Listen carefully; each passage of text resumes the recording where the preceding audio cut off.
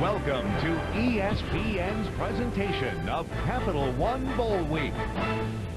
The fans in Atlanta have enjoyed themselves as the LSU Tigers, who were here a month ago when they lost to Georgia in the SEC Championship, hoping to play much better tonight. For the Hurricanes of Miami, they've been here before. They beat Florida last year in the Peach Bowl, and so in this Chick-fil-A Peach Bowl, they've got a chance to be the defending champions and win 2 in a row. This might be the best bowl matchup east of Pasadena. There have been championships. There have been disappointments. There have been opportunities lost and obstacles overcome. There are histories, long and illustrious, attached to both these teams. And with a pedigree comes pride. With a tradition of success comes the desire to uphold it. The University of Miami Hurricanes. The name alone invokes emotions and memories of explosive, exciting football through the years.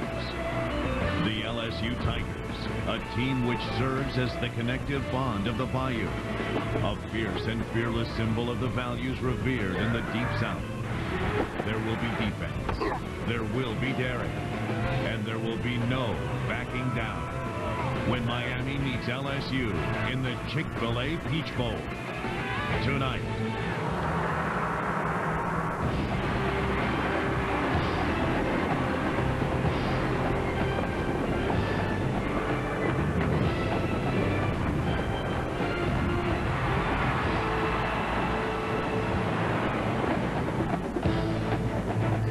The Georgia Dome at Atlanta is the site. It's the Chick-fil-A Peach Bowl, a bowl game that dates back to 1968. And tonight, they've got the best matchup they've ever had. For the first time ever, the Chick-fil-A Peach Bowl matches 2 top 10 teams. It's the 9th-ranked Miami Hurricanes and the number 10 Tigers of LSU set to do battle. And welcome, everybody. I'm Brad Nessler. Welcome to Atlanta. These two teams back in mid-November were number 3 and number 4 in the BCS, so their seasons were rolling along nicely. LSU's season actually started with a hurricane and ends with the Hurricanes. All the disruptions of Hurricane Katrina, they put that aside. They lost to Tennessee in overtime. Then they ran the table until they ran into the Georgia Bulldogs in the SEC Championship game. For Miami, they labored on Labor Day night against Florida State and lost, but then they won 8 straight before losing to Georgia Tech. Still, 2 very good seasons for these two teams. And I asked both coaches yesterday, is this the end of this season or the start of next season? And they said it's a little bit of both because they both have national title aspirations for next year. Reese, back to you. All right, Brad, looking forward to this one. As Brad mentioned, this is the best Chick-fil-A Peach Bowl you'll find. LSU and Miami. And guys, as you look at this game right now, I want to know the one key matchup that we ought to watch for Miami and LSU. Well, the key matchup is Miami's fantastic defensive secondary against LSU's wide receiver core. They've got 4 great ones. Dwayne Bowe, he creates mismatches at 6'3", 220 pounds. Skylar Green with the speed. Craig Davis, early Doucette. All of them are tremendous wide receivers that can turn something that's small into something that's big, taking it all the way, and they're going to have to help their quarterback, Matt Flynn. And I would have to say it's the Miami offensive line and the LSU defensive line. When you look at some of the protection problems that Miami's had, when they've had the most difficulties, when they had trouble protecting passers such as here. When they have that problem, and I think LSU is very, very good at pressuring the passer, sacking the passer, and Miami, unlike in previous years, that has been their biggest problem. LSU, though, is very, very good. That's why they're one of the top defensive teams in the entire country, because they can pressure the passer. All right, Mayday, give me your prediction.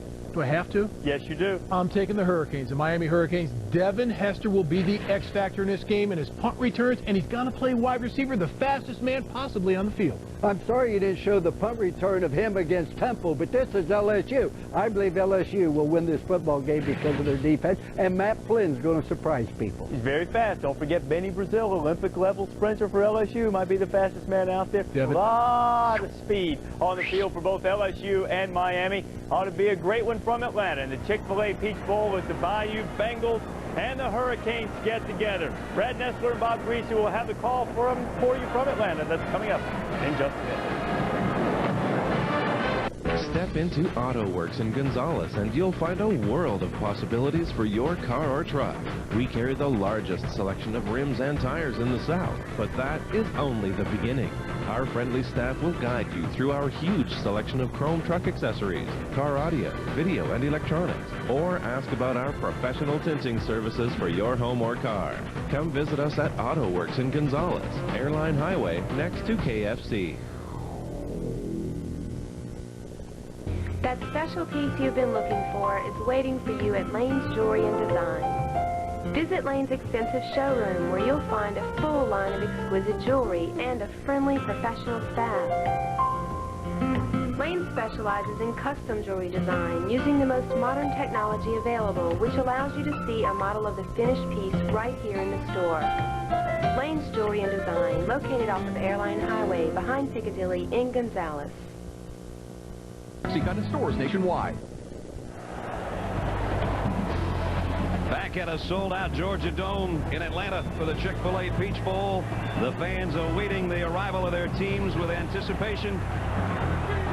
And the champions of the West in the SEC, who came up just a game short of being the conference champs, the LSU Tigers.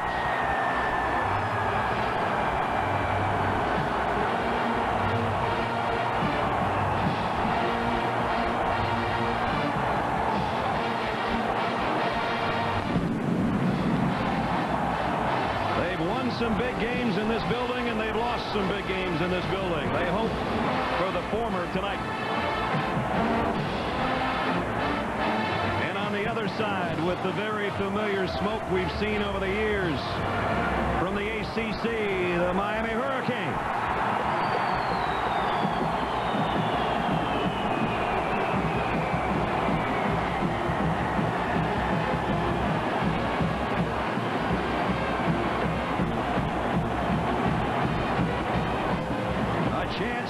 Tonight to defend their Peach Bowl crown that they won last year over Florida. Welcome my partner, Bob Greasy. As always, you know, you look at these two team seasons, and they've had remarkable years. But both of them, when they start the year, they think a national championship. For Miami, they came in with an untested quarterback this year, and with the exception of the two games they lost, he played pretty darn well. He did, and one thing was common in both of those losses, and that's quarterback sacks. But Kyle Wright has come a long way. He's a true, he's a redshirt sophomore, third year in the program, and there's a lot of good football left ahead of him. The next 2 years for Kyle Wright are going to be upside big time for him. Well, they're going to have to protect him, and that's going to go probably on big Eric Winston, who might be one of the best tackles in college Eric football. Winston was voted the most valuable player on this Hurricane team. How many times does that happen? Yeah. An offensive lineman. All those guys on there are fourth and fifth year seniors and offensive linemen. They got to protect him tonight, and Kyle Wright can produce. Well, the bad news is they're going against a defense that was #1 in the SEC in sacks, and a big part of the reason that they were that way, the two inside guys for LSU are as too good at defensive tackles as we've seen. Williams and Roden could be the best tandem in the nation in college football. Those two guys right there will cause a lot of havoc inside. Where are the points going to come from tonight? The question remains now for LSU. They lost their starting quarterback, Jamarcus Russell, to an injury in the SEC championship game. Here comes Matt Flynn, a sophomore. Never started a game before. He's got to go against the Canes defense. Good news and bad news. The good news is you get to start. The bad news is you go against the #1 passing defense in the nation in the University of Miami. This kid's probably got butterflies the size of buzzards. But he's a good football player. He came out of Texas, one of the top players coming out of Texas. Again, he's a third-year sophomore, so he's been around. He knows the program. I think he's going to do very well. He can't wait to get out there and do this thing. Usually big games and big bowl game events like this come down to somebody doing something special. There's two very special players on these teams tonight. With more on that, third member of our crew, as always, on the field, Lynn Swan. Swanee. Thank you very much, Brad. In bowl games, usually there's a player I refer to as a wild card player, and you find him on special teams. So for Miami, it's #4, Devin Hester. He's returned 6 punts for touchdowns. He's played some at wide receiver, but he's only made 3 catches. We expect to see him more all over the offensive unit, kind of in a junior Reggie Bush role. But if you look at LSU, go up one digit to number 5, and you'll find Skylar Green. He's returned 4 punts for touchdowns. He has 32 catches on the season and 11 rushes. And I believe, should something happen to the starting quarterback, Matt Flynn, you're going to see Skylar Green take some direct snaps. Now, folks, if you've celebrated too much during the holidays, any one of these football teams, too much Christmas, too much Hanukkah, too much Kwanzaa, and you're not ready for this ball game, one of those two guys might surprise you and come up with the fireworks and bring in the new year tonight. Well, one thing we know, there hasn't been too much football. And tonight's game brought to you in high definition by Phillips. Boy, the feeling in this building, it's always fun. We've been here before. And Larry Coker has as well. They won last year over Florida 27-10 to take the Chick-fil-A Peach Bowl title of 04. Now they have a chance to win back-to-back crowns. And what a job Les Miles has done amid all the turmoil of Hurricane Katrina, and a brand new job coming from Oklahoma State. And in his first year as head coach at LSU, he's got 10 victories. Miami won the toss, and they deferred. So Miami will be kicking off. Brian Monroe, the punter, will tee it up. And the guy that Swanee talked about, one of a duo back there, Xavier Carter and Skylar Green. And there he is, number 5. Keep that number in mind all night long. Chick-fil-A Peach Bowl in Atlanta. And as the flashbulbs go off, we're underway. Kick's going to go out of bounds at the 1-yard line, and that'll give LSU great field position to start with. And the starting lineups, that whole left side of the line, either first or second team All-SEC. Whitworth, Arnold, Niswanger, Livings, and Johnson across the front wall. David Jones, the tight end. Bo's the big play receiver, along with Craig Davis. And in the backfield, Joseph Badai, who's been banged up, but he's as healthy as he's been in a long time. Steltz, the fullback. And Matt Flynn, who Bob just talked about, will line him up at the 35-yard line. And as Bob said, how big must those butterflies feel right now? Maybe one snap will get it out of his system. First down, LSU. It's a toss to a dive going left side. Got a big gain. Almost 10 before he's run out of bounds by Kenny Phillips. Miami defensively a good unit, as always. And here's how they stack up. Up front, Atkins and Harris. Carroll, Calais Campbell making his first start at left defensive end at 6'8". The linebackers, McIntosh, their leading tackler, Davis and Beeson. And in the secondary, some experience and some youth. Jennings, Phillips, Merriweather, and Maxey, who's been really coming on this year in that secondary for Miami.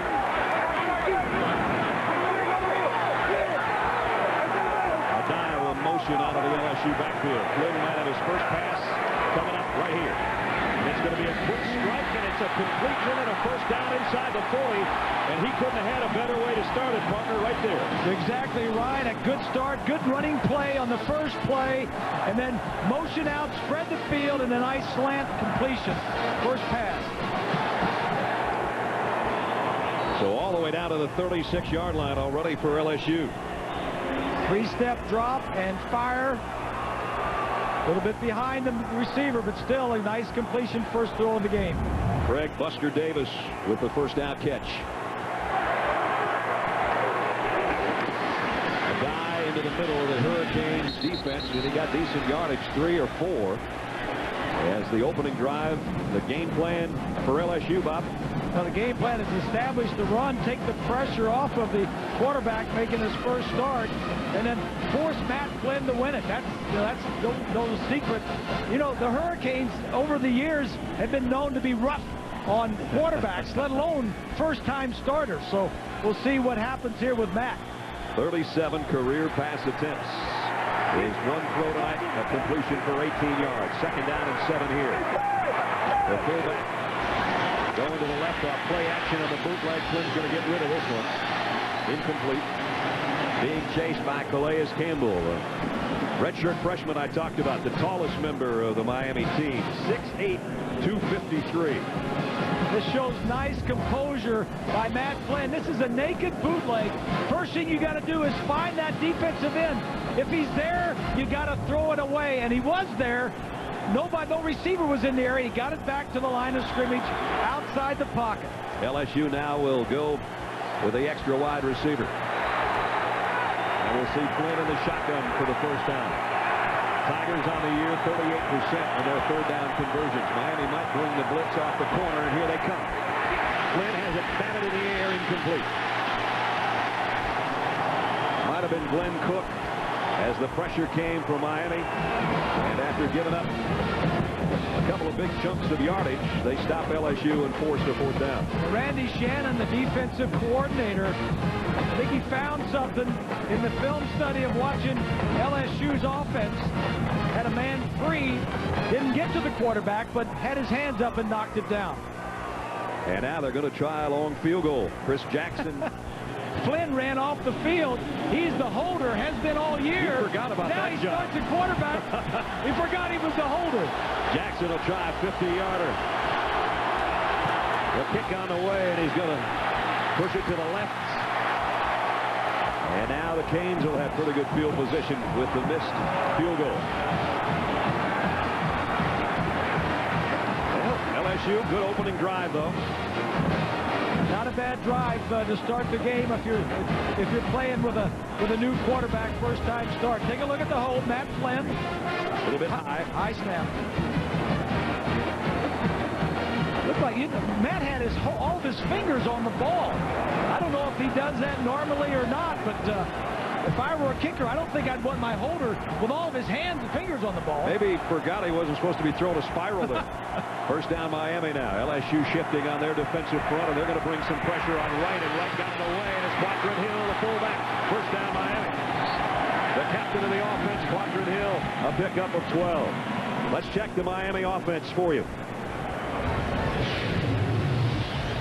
Here's the guys up front. We talked about Eric Winston, one of the best in the business. McMeans, Walschlager, Tella, and Butler across the front wall. The tight end and receivers, Greg Olson, one of the better tight ends around. Leggett getting a start with more outs. Sonoris Moss is their big play man. Charlie Jones took over from Tyrone Moss. Kyle right at the controls, and we just saw Quadrin Hill. And now a toss to Devin Hester, who Swanee talked about, coming out of the tailback spot. So there's the wild card. He might not have been in our lineups, but as Swanee told you, we'll see him all over the field tonight. And on his first play, he goes for 9 yards. Defensively for LSU, the strength of this group is the two guys in the middle, Roten and Williams, Pittman and Oliver on the outside. Linebacking core, Highsmith and Vaughn and Hollis. And in the secondary, they line up like this. Chevis Jackson and Ronnie Prude on the corners. LaRon Landry and Jesse Daniels are the safeties. Hester stays in there, tailback. Here's the toss to him. Looking for a blocker. Down he goes for a loss of 4. Nice job defensively by LSU. It's no surprise to LSU that they're going to see Devin Hester all over the field tonight. It has not been a secret kept by anybody because Larry Coker has said he's going to be our offensive guy now. We're going to showcase him in the Chick-fil-A Peach Bowl, and then we'll showcase him next year maybe. What did he say? We got a present, a Christmas present under the tree. Yeah. Devin Hester comes over to the offense. 3 plays. Devin Hester's been in on 2 of them. And you saw Bo Pelini, the defensive coordinator of the Tigers, pacing the LSU sideline. 3rd down and 5 for the Canes on their opening drive.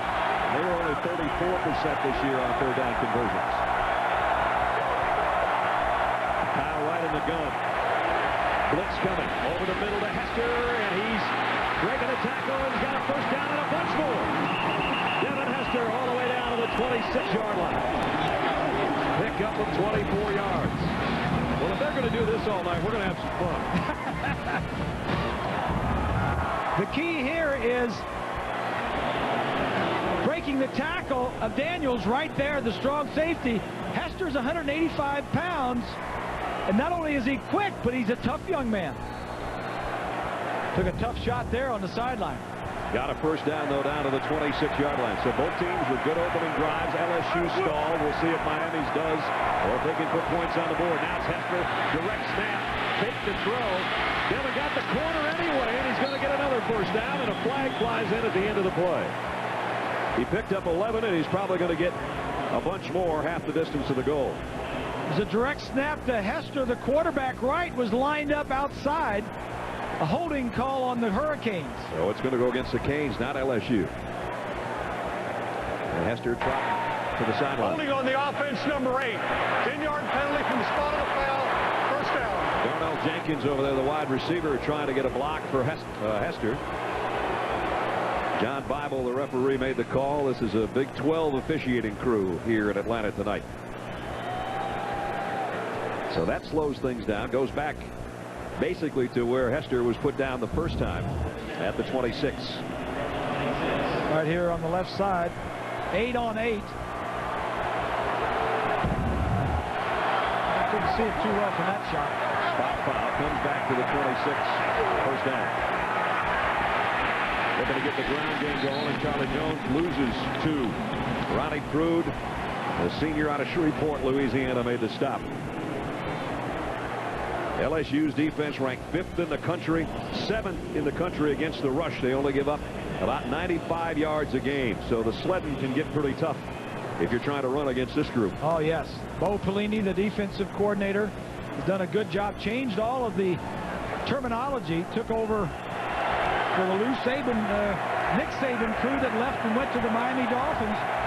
Pelini came in and changed a lot of the terminology, which is tough on a defense. LSU looked like they jumped into the neutral zone. They're going to get the sack, but I thought they were offside. Allie Highsmith, one of the guys that coming on the blitz.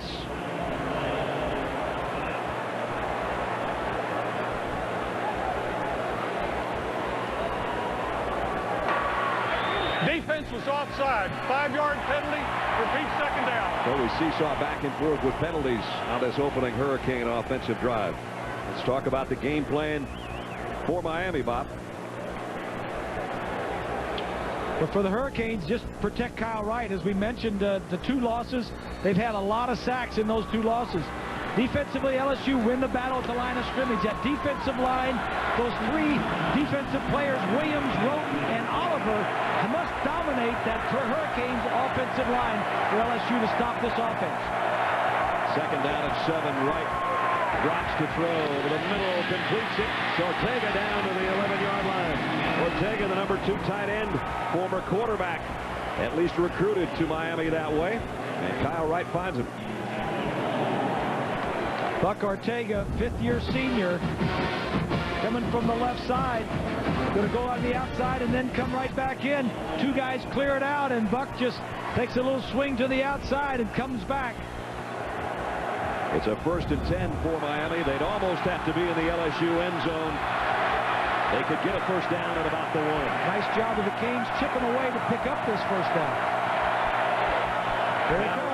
With time, throws complete down around the 5-yard line to Sonora's Moss. Ronnie Prude stayed right there with him. It'll be 2nd down and 4. Opening 5 minutes and a lot of fireworks already. I'm impressed with Kyle Wright. He's been under pressure a couple of times, and he has done well completing the ball, getting rid of it. Has not made any mistakes. Kept this when they were the holding penalty, moved them back 1st and 20 or whatever it was. Still got down and picked up the first down. Driven them down to the red zone where they were 5th in the ACC. 2nd down and 4. Ortega, the motion man. Charlie Jones puts the brakes on, cuts inside the 5. Might have gotten close to the 3. Highsmith made the stop, and now the biggest 3rd down of the opening minutes of the ball game upon us. And when you go on 3rd down in this kind of position, it's probably going to be an attempt at a touchdown because the 1-yard line is a first down marker. Well, yeah, you don't. When you're this close, I mean, you're going for the touchdown. Yep. And if you run the play or throw a ball and you don't get the touchdown, then you hope you get the first down. But you're not trying for a first down here. Always think about Big Greg Olson, the tight end. He's lined up on the left side. 3rd down and 3, 10th play of the drive. LSU loading up their front. Here they come. Right to the end zone. Incomplete. No flag. I like the defense. I like the pressure. There was no way that Miami offensively could block all those guys. Did not give Kyle Wright time to wait for his receivers to get open. Looked like there was 15 Tigers on the field. They just got up and showed the blitz. They didn't disguise it at all. They just brought it. And Kyle Wright obviously feeling it right here. And that's Laron Landry comes flying in there. The 2 safeties right up the middle on either side of the center. John Petty, 14 of 19 in the year, gives us the first points of this 2005 Chick-fil-A Peach Bowl. The field goal up and good. 21-yard field goal gives the Canes an early 3-0 lead here in the first quarter.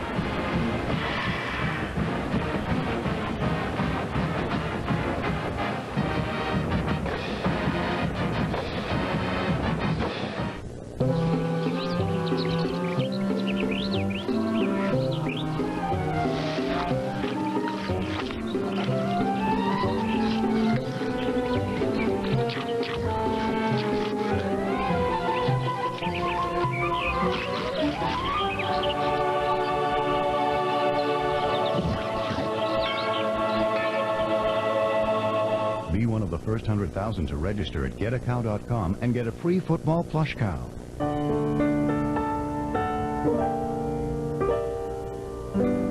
This is our love, this is our life, this is our home, Louisiana. This is our day, come what may, this is our home.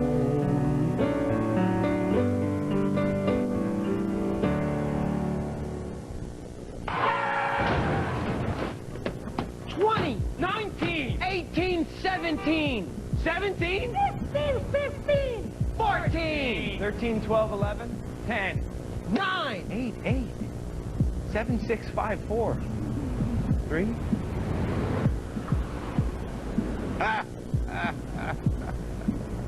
2, 1.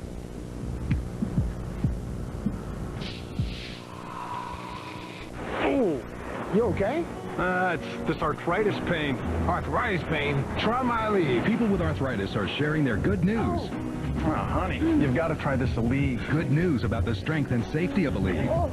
Try my Aleve, Mom. It's amazing. Only Aleve has the strength to stop arthritis pain all day with just 2 pills. That would take 8 Tylenol.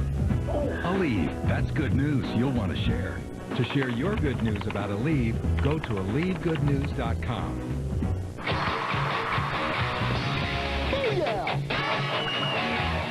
A different kind of New Year's Eve countdown, 11 p.m. on ESPN2.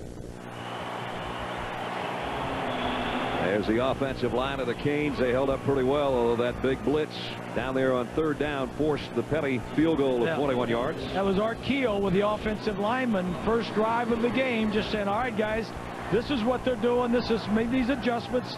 Good, smart offensive line coach. Skylar Green waiting as you look behind Brian Monroe to kick the last one. The first one went out of bounds at the 1, setting up LSU at the 35. This time he's got it straight away. Green's 5 yards deep. He'll take a knee. So we'll see LSU get back on offense. And Coach Miles talking to his first-time starting quarterback. Matt Flynn's looked pretty good early. He'll have another chance with the Tigers offense when we come back to Atlanta in a moment.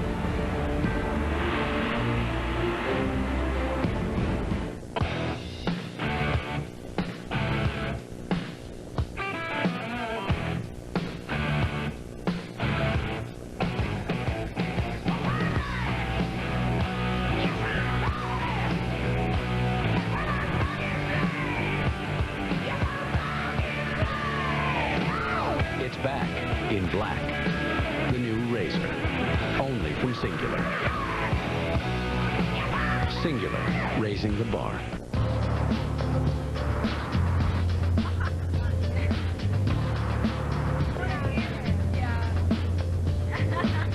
Chrysler Pacifica.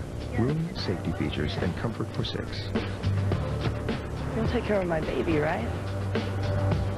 Or 12, depending on how you look at it. Now qualified lessees can lease a Chrysler Pacifica touring model for just $259 a month.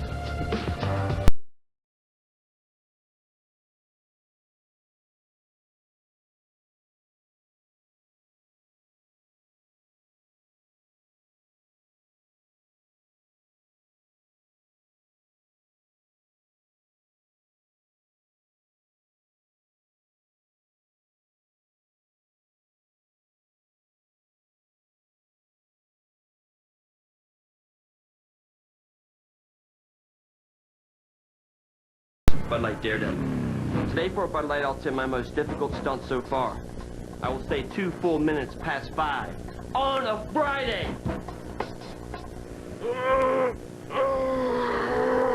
Hey, Ted. See you, Jesus. Hey, time. Get him up. Ted, get out. Ted, can you hear me? I need a Bud Light. Why don't you give up on me, Ted? Refreshingly smooth Bud Light. Always worth it. Put that on my review. Oh, yeah. ESPN College Football.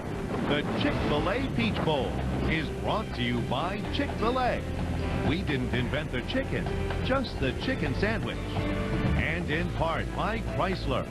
Inspiration comes standard. And Prudential Financial.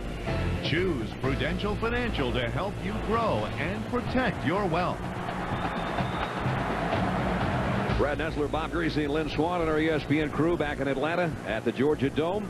LSU's second offensive series. They moved it right down the field the first time before stalling and missing a 50-yard field goal. Lynn gives it off to a die, and the die backs his way for about 4 yards. Swanee, we talked with Jimbo Fisher about trying to get a comfort zone for Matt Flynn. And that's right. What he does, and he does this for every game, is he scripts his plays. About 15 of those plays, coincidentally, that happens to be Matt Flynn's number. And what that does for a young quarterback with no experience, it creates a comfort zone. He knows the game plan, the sequence of plays he has to put in, so he can get more comfortable. Because until you start a football game, especially a big bowl game, you have no idea about the speed of play. About the only thing that wasn't in the script was having that last pass of his batted down on the opening drive, because the guy's been running it pretty well, which helps the cause. And he goes for 3 more. Still, it's going to bring up a third down situation in about 3. Romeo Davis was the first guy there. Got help from Phillips and Beeson. But what you want to do against a defense that is as quick and as fast as the Hurricanes is not run left and right and run wide, because they'll eat that up, but run right at them and then play action and throw the ball down the field on the corners or misdirection. Get everybody started one way and then come back the other way. Now Matt Flynn will drop into the shotgun. So barring an inside draw to a die or a quarterback draw, he's going to put it up again. Third down and 3. Buster Davis comes in tight on the right side. 3 wide out set. Now Davis will move on third down. Flynn has it batted in the air again. I don't know if it was the same play, but it sure looked pretty familiar. Very similar to the slant route, and Randy Shannon doing a nice job of telling his defensive linemen, if you don't get there, it's okay, get your hands up. Baraka Atkins did. Right of your screen. Oh, he did a nice job. He was trying to get cut. One of the offensive linemen tried to cut him. He fought that off and then got his hands back up. So it's time to punt. Jackson, who missed the field goal, also the punter. He does both duties. Devin Hester is back deep for Miami. Ball's gone! Nice kick, but returnable. Fair catch called for, and Devin thought about taking off and then realized, wait a minute, I just waved my arm up there. I think he moved a little bit. Yep. 41-yard punt, no return. You can kick your New Year's Eve off with ESPN and what is sure to be a high-scoring bowl. Paul Pettigrew leads Fresno State's offense against the Tulsa Golden Hurricane, meeting at 2 teams averaging over 30 a game. The AutoZone Liberty Bowl, part of Capital One Bowl Week on ESPN, Saturday at 1 Eastern. And that's available in ESPN HD, spectacular and sparkling high definition, which is what we're in tonight. 7:04 to go first quarter. Miami's got it back with a field goal lead. Kyle Wright's 4 out of 5 on that opening drive and used 4 different receivers. This time he's got an eye backfield in there with Charlie Jones behind Quattrin Hill. Play action. Wright with all day going long. Got a man out there in Leggett, and he almost dragged it in. Pretty good coverage at the last moment by LaRon Landry, who got over there. Leggett with good speed. And Wright saw the double coverage. He ran by the corner. This is like what they call a double zone 2 deep. The corner knocks him off. Now the safety comes over and has to make the play, and does. And LaRon Landry, the little brother of DeJuan Landry, who plays here in town for Georgia Tech. Georgia Tech took it on the chin in the Emerald Bowl yesterday, and I know the Landry family's hoping LaRon has better luck than his big brother did last night. He's a heck of a player, though. And a scholar athlete, as a matter of fact. And he was named on the All-American team, which was a high compliment to his abilities. Second down at 10. And here's Devin Hester again trying to take it wide. Nice job to stretch it out by Chase Pittman, the junior defensive end. Devin Hester, we talked about the spots that he would touch the ball, and he's had several, including from the tailback spot. He's already caught a pass that was a first down and a big gainer. And that is a direct snap.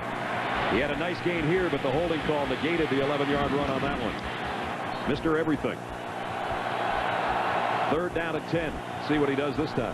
There he is at the tailback position. Now he's going to go in motion and empty that backfield with the exception of Kyle Wright in the gun.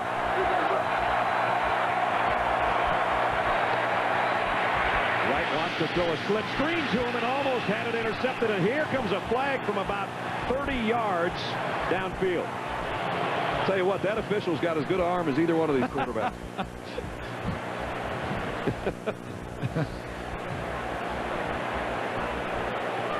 There's no flag on the play.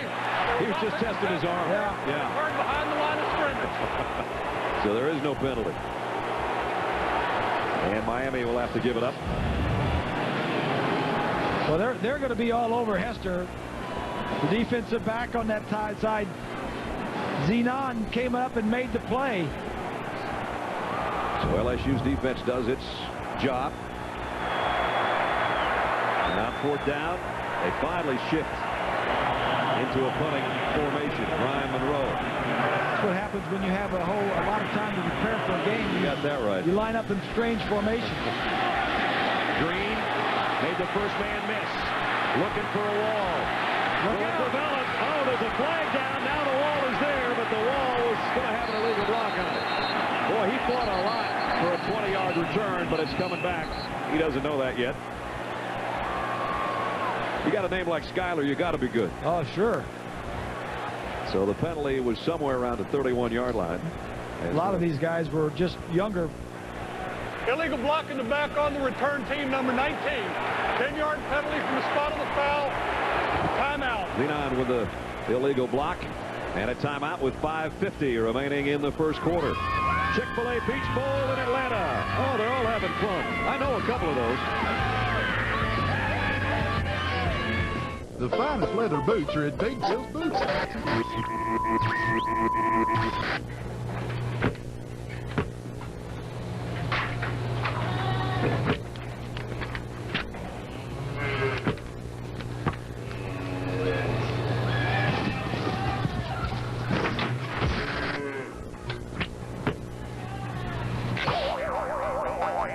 Be one of the first 100,000 to register at getacow.com and get a free football plush cow. Panthera tigris, the Bengal tiger, native to the Indian subcontinent.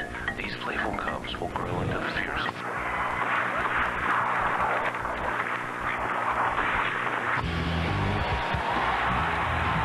Don't miss Capital One Bowl Week, a full week of college football action. You'll see the nation's best college athletes in some of the most exciting matchups of the year. Capital One Bowl Week, December 26th through January 2nd, live on ESPN and ESPN2. It's the final days of the Red Tag year-end event, where you'll see some red, but save some green. And remember, these deals won't be around much longer. That's right, Charlie. These deals won't last much longer. Right now, we got this 06 Cobalt with automatic AC and more for an unbelievable $11,988, or this 06 Impala LS for $18,988. Take a short drive to Rainbow Chevrolet. Chevrolet, an American revolution.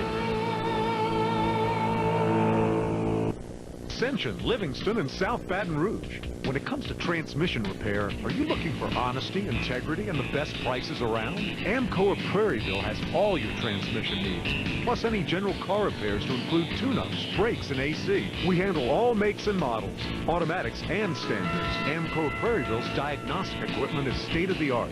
Come in for a free checkup. And remember, we treat everyone with respect. AMCO of Prairieville, on Airline, half a mile south of the flea market. Hi there, I'm Captain Jeff Smith out of New Orleans, Louisiana, stationed here in Baghdad, Iraq with the 86th Combat Support Hospital. Just like to say hello to all my family and friends and all the Tiger fans back home. Go Tigers! All right, Captain Smith, and we welcome all of you that might be watching on Armed Forces Network around the world, and thanks for being where you are so we can be where we are. Welcome back to the Chick-fil-A Peach Bowl. 5:50 to go, first quarter. Draw play, a dive. Got a nice lead block. Broken tackle, got out near the 28-yard line. John Beeson, the linebacker, made the stop, but a dive got 6. Hurricanes will rotate in 7 or 8, maybe 9 defensive linemen, keeping him fresh. Adai came in with 781 yards rushing. His biggest game was against Florida. He had 32 carries, which was a career high for 156 yards. Then he started getting banged up, and they started rotating guys in that backfield, including Justin Vincent. But he is, as I said earlier, as healthy as he's been in quite a while, and he looks like it. 2nd and 4. Here he is again. Nice change of direction in the backfield, and he's very close to a first down. Looks to be a couple of feet shy. It'll bring up a 3rd and short. Beeson and Davis, the linebackers for the Canes, make the stop as we approach 5 minutes remaining in the first quarter. LSU wants to get the running game going so they can get the play action.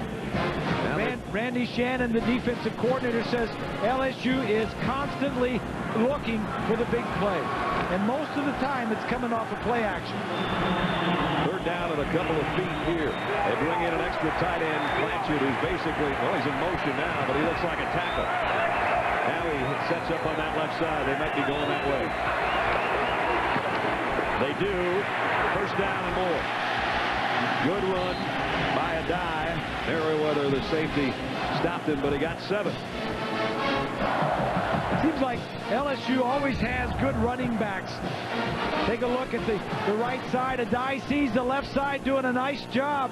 That's Whitworth, the left tackle, gets a lot of movement. Whitworth was voted to the All-American team at the end of the season. But getting back to the running backs, Adai Broussard was not here. He's injured. Right. Remember Vincent a couple years ago? There's Justin Vincent, the MVP of not only the SEC championship, but the BCS national title game 2 years back. Play action. They might want the big play Bob was talking about here. And now Matt Flynn says, wait a minute, got a lot of field turf. All the way down to the 40-yard line. In fact, to the 39. That's one thing that Matt probably does better. And Jamarcus, I know if you're at home watching, you're saying Nessler's crazy. He's a better runner probably than Jamarcus is. Well, he is. Jamarcus doesn't like to run. He's a pocket passer, strong arm. But Matt Flynn runs like a 4.6. Take a look. This is a play action. He's going to look down the field on both sides, and both receivers are covered. You see the receiver at the top right of your screen. He's got good speed, 4.6, and good size. You know, that's a good run. I mean, that will help him get into this ball game. You could see there Beeson, the linebacker, giving chase, and he wasn't closing any ground. LSU 4 straight runs now. The first down back in Cane territory at the 39. Back to Adai. And the captain of the offense, the senior out of Houston, Texas, gets about 3 more. LSU opened their season with a transplanted road game at Arizona State because of Hurricane Katrina. 2 games postponed because of the Hurricanes. They were the SEC West champions. They lost a heartbreaker to Tennessee, and then they ran the table in a lot of close games until they got to the Georgia Bulldogs when Russell went down back on the first weekend of December in this stadium. They won 2 of those overtime games and lost 1. Here's Skylar Green at quarterback now, getting ready for a direct snap a la Devin Hester. And he put a nice move on, 2 in the backfield. Inside the 30, 25. What a run. Down to the 20-yard line. Wow, that was 16 yards of fun. The difference is Skylar Green is a senior playing his last game in college. Little whoop right up the middle. That was a little hoop, I guess. Just jumped to the outside. Skylar Green has some abilities running the ball outside. He can catch it. Everybody says he's dangerous with the ball under his arm. That means you got to get it to him. Justin Vincent's checked in for him to give him a breather. Vincent at the tailback spot on first down. And Vincent with fresh legs. Nice run by him. He got almost 5. As LSU in the red zone this year, they were number 1 in the Southeastern Conference at 92%. 35 of 38 in the opponent's red zone, including 28 touchdowns. Well, they're down with their deepest penetration now into Kane territory. Down at the 15-yard line. They have been doing it on the ground. Bob said they had to establish the run so they could protect their first-time starting quarterback. And they've done it brilliantly on this drive. 7 plays on the drive, all of them on the ground.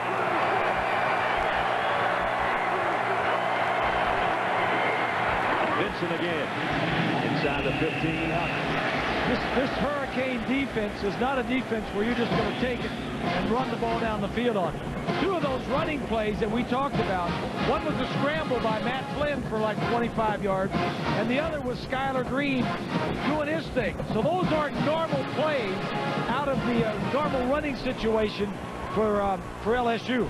Now what do? It's third down and a big one here as they try to either tie things or take the lead. Third down and a long 4. Well, Matt Flynn, just whatever you do, just don't turn it over. Just be careful with the football. Get 3 points at least. Fullback on the move and whistles, and penalty flags down. I thought there was a second left on the clock. Snap. False start, 71 offense. So it was moving on the line. Living's the guard. And that changes the complexion of this play. Now it's going to be a third down and a long situation. Almost 10.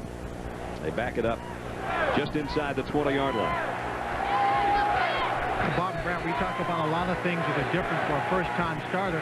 One of the things we don't talk about is the cadence when the clock is running down, how he changes that cadence. He's trying to speed up, and this line is not used to him.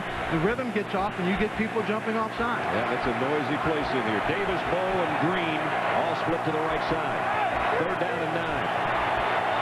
Flynn flushed, throws, incomplete. Closest guy was Bowe.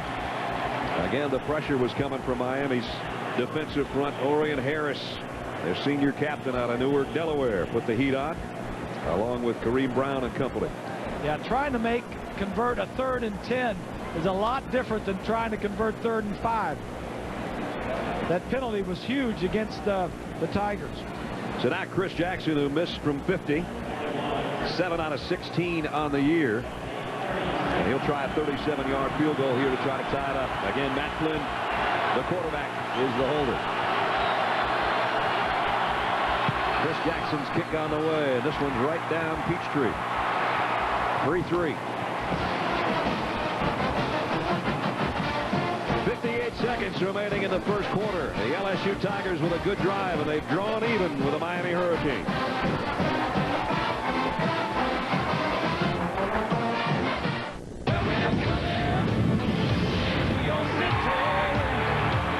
Singular customers text City to 243 to download the Coming to Your City ringtone.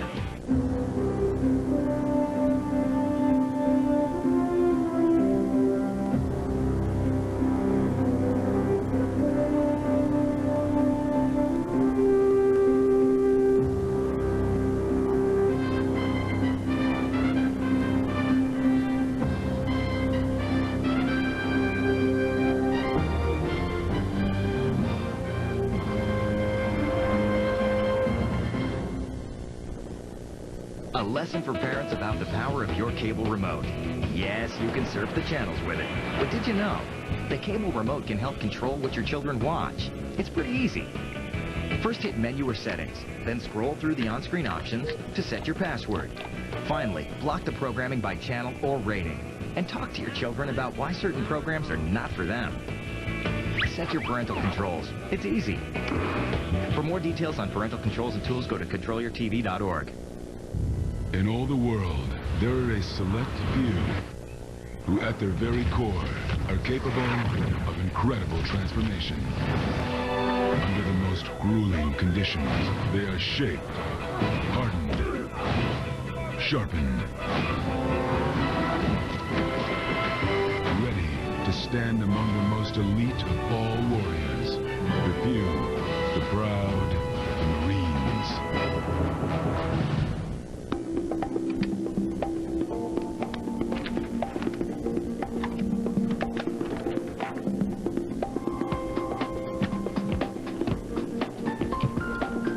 You've been practicing for this your entire life. The Chrysler Town & Country with stow-and-go seating and storage. Now until January 3rd, get $1,500 year-end bonus cash, which gets you a Chrysler Town & Country LX for around $22,000. If Jim Finley would have held the ball like you, for you at Purdue like this, he'd have lost fingers a long time ago. Well, what we're talking about, watch his fingers. Look at his fingers. He's got his whole hand on the ball. We didn't know if that was the way he always did or not, but take a look at this. This is the successful one now. This is the second field goal. He's still got a lot of fingers down there. I'll tell you what, but all the fingers are on the back. All the fingers are on the back side. None of them are on the front side of the ball. So when you kick it, there is nothing on the front side that's stopping the ball from taking off. And there's nothing on the passing hand either, which is always good news. It's his left hand that he holds it with. Jackson to kick. Hester and Jenkins are deep. Line drive. Taken at the 4 by Devin Hester. Don't give him any room. Flags are down. Hester's going down the sideline, but this one will come back as well. Well, we've got two of the most penalized teams in their conferences here tonight. So there's a lot of flags, a lot of laundry coming out. An LSU player down is Daniel Francis on the special teams, down in front of the Miami bench at about the 40-yard line. Again, John Bible, who we've seen a lot around the Big 12 and his Big 12 crew, here for this Chick-fil-A Peach Bowl tonight. There's a flag. There were multiple flags. Yeah, I think there's offside on LSU on the kickoff. The holding on the return.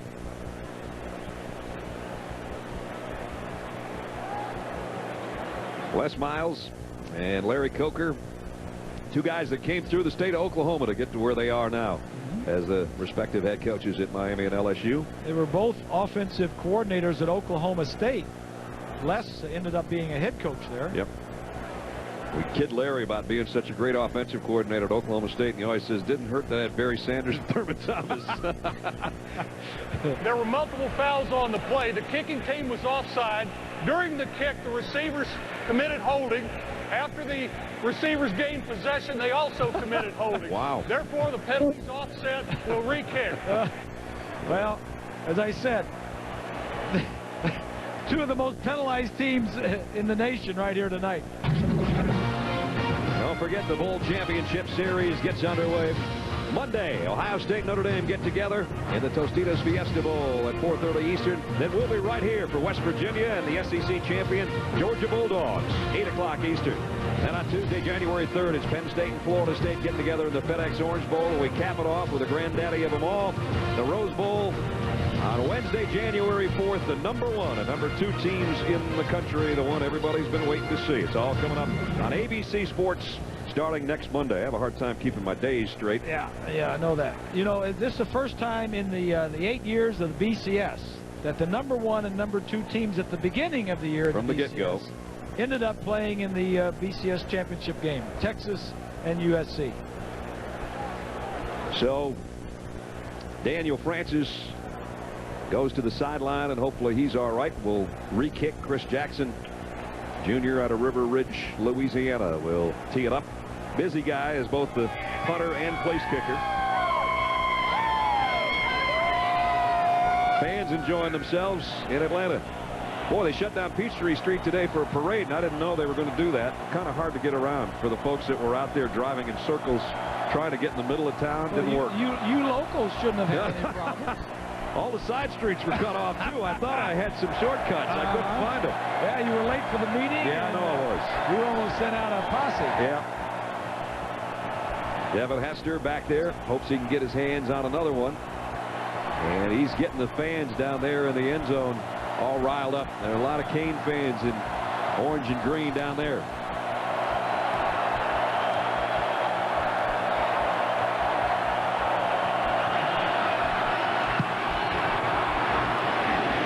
This one takes a couple of bounces before Hester fields it at the 6.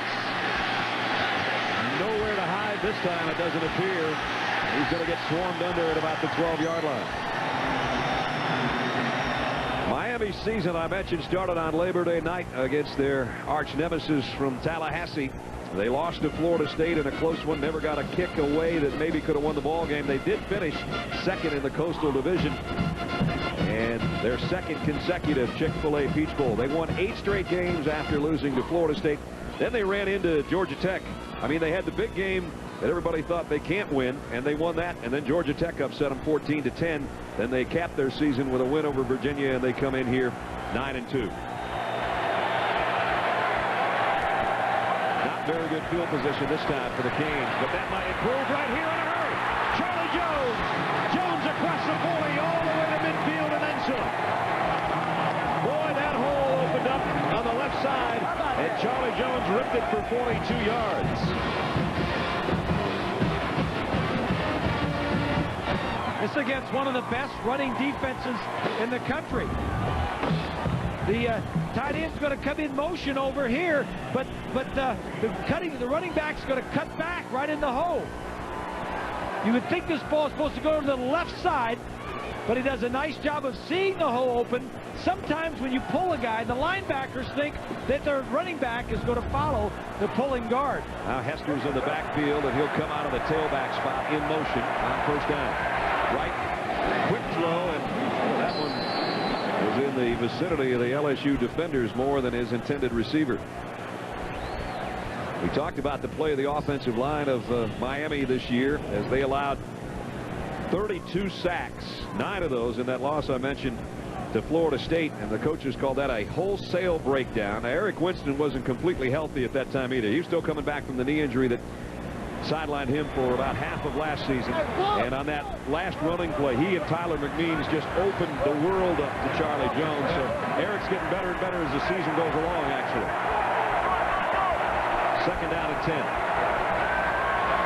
Right to throw, maybe. Nope, he's going to have to run and get what he can, and he gets inside the 40 to about the 39. 5-yard scramble for Wright, and it will bring up a third down situation, third down at about 5.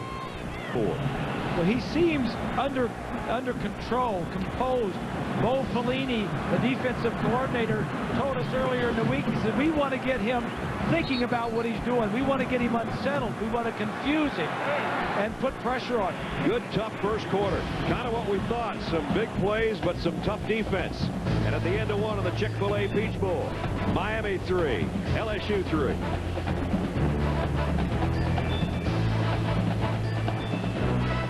Different kind of New Year's Eve countdown, 11 p.m. on ESPN2. In a time of hunger, empires fall, heroes rise, and chicken rules. Cows in shining armor, the 2006 Chick-fil-A calendar. Meet Charbroiler-Maine, Reuben Hood, Bold Hook, and more. Just $5 and filled with coupons for delicious food. 'Tis nobler to eat more chicken at Chick-fil-A. Miami has a 4-point lead over BC. Here's your ball game, folks, as Flutie takes the snap. He drops straight back. Now scrambles away from one hit. Looks, uncorks a deep one for the end zone. Phelan is down there. Oh, he got it! Did he get it? He got it! Touchdown! Touchdown! Touchdown! Touchdown, Boston College! 100% whole grain, 110 calories, and low fat. Wheaties brings out the champion in you. He did it! Flutie did it! Touchdown!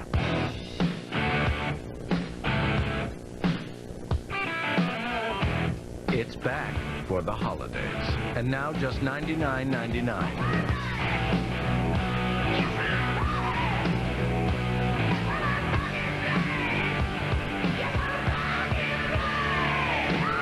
The Black Razor is back at just $99.99, but only until December 31st. Only from Singular. Singular, raising the bar. Disciplined investing. It's not about following the crowd. At zero price, our independent research means we're not deceived by every market ripple, and we don't chase every fad. For each 1, 5, and 10-year period, over 70% of our funds beat their Lipper average. Low-cost mutual funds from T. Rowe Price. Invest with confidence. Request a complete prospectus or profile with investment objectives, risks, fees, expenses, and other information to read and consider carefully before investing. Set to start the second quarter. Happy holidays from ESPN. 3-3. We welcome you back to the Georgia Dome, the 2005 Chick-fil-A Peach Bowl. Brad Nessler, Bob Greasy, Lynn Swan. Kind of what we expected. Good defensive play so far. Both quarterbacks have looked pretty good, and I like what Hester and Schuyler are doing. That Swanee was talking about. A lot of life in those two guys. A lot of big plays, and they're juicing it up a little bit. There's nothing to lose. That's the good part about a bowl game in this situation. You're not playing for a national championship. And Hester starts at the tailback spot. Here he comes. Off tackle. And he got almost a first down run out of it. The question, I think, arises, Bob, you and Lynn and I and everybody talking about it today. Larry Coker's made it known that this is what he wants to do with Devin Hester next year. He says, I want him to be our Reggie Bush. The question in my mind is, did he wait too long to decide to do that and showcase him in this game? If he plays too well, he might go pro. Yeah, Larry, you know what I mean? Coker doesn't want him to do too well, because if he scores 4 touchdowns and 250 yards, Devin's going to say, hey, I'm ready to go, I'm going. Of course, he may be going anyway, but we don't know that. Right. But he's an outstanding talent. There's no question about it. Just a little bit short of the first down about the length of the football. We didn't mention earlier, talking about guys that may go to the National Football League. Ryan Moore, normal starting wide receiver, was suspended for this bowl game. Rules violations, team rule violations, and not playing tonight. And Lance Leggett is the guy that's starting for him. Now, Moore's also already graduated, and there's some thought that Ryan may decide not to come back and play another year and go to the National Football League instead. So those are some questions that all coaches have to answer, and Larry and the guys before him at Miami have always had such great players that they always face that kind of problem. You hate to lose talented players, but they always have some behind them to step up. 4th and inches. Nice play fake by Wright. He's going to run it, but he's not going to get there. Knocked out of bounds. It appears to be at about the line of scrimmage, if we're seeing the spot right in front of the Miami bench. LSU takes over. Here's huge for you, the quarterback. The tight end on here is going to come wide open. Watch his, he's going to play action fake.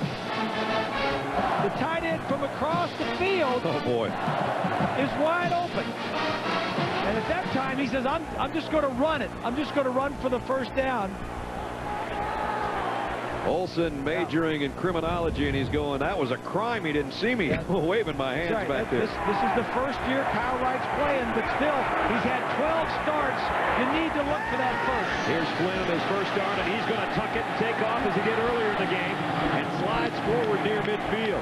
Another nice run, 14-yard pickup this time. I like what I'm seeing from Matt Flynn. And the reason I like it is he's doing it against one of the best defenses in the country.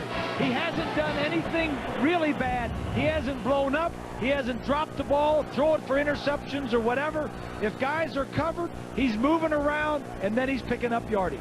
You know, Les Miles said to us yesterday, this guy was in the battle at the beginning of the season to be the starting quarterback, so don't cut him short.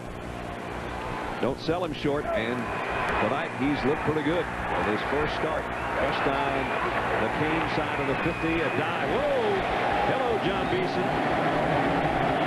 That's more like what you normally see out of Miami linebackers. A guy that signed here as a safety and got bigger, even played some fullback. Yep. He was one of those guys in high school that was so good he played both ways. And when he came to the University of Miami, he was first a fullback because they needed help over there. This is a form tackle coming up here. Boom. And back to the 48-yard line with the loss. 3 wideouts and 2 tight ends for Matt Flynn in the shotgun. He's missed his last 4 pass attempts. He's got this one complete, though. Close to a first down. Down at the 41-yard line, about a yard shy. Buster Davis with a catch, and Beeson, the linebacker we just talked about, made the hit.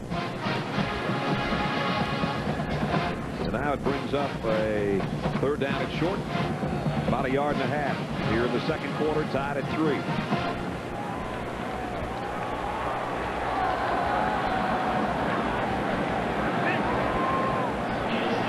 Big third down here. It's not in an area where it's a 4-down situation. If you don't make it here, you got to punt it away. They've got 2 tight ends, including Zinger. He's in motion. On 3rd and short, on the ground. Flags are down. Looks good enough for the first down, but again, a penalty marker on the play might negate that first down run.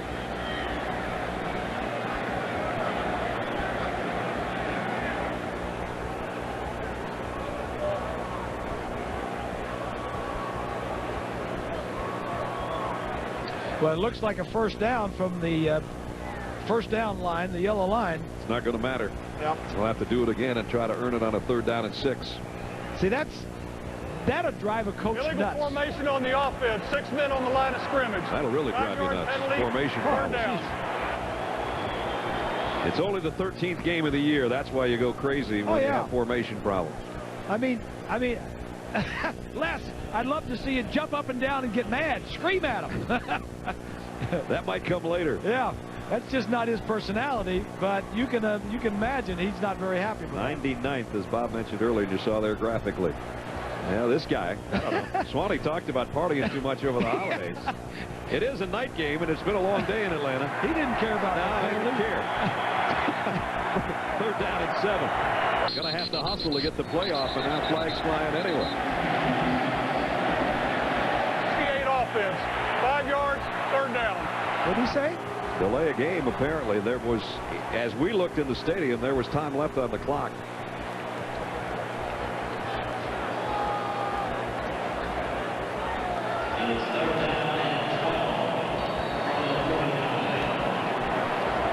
So that's going to be 3rd down and 12. File this under the column, beating yourself. Yeah. It was 3rd and inches. Now it's 3rd and 12. What I don't understand is the score clocks in the end zone still had a second remaining, and yet the flags were thrown. Flynn going deep. Got a man out there. Get him! Davis! Touchdown!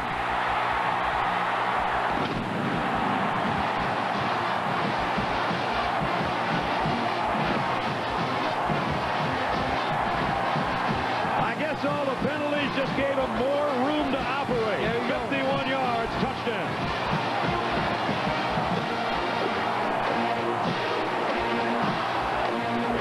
Buster Davis, a career-long 51-yard strike from Matt Flynn in his first start.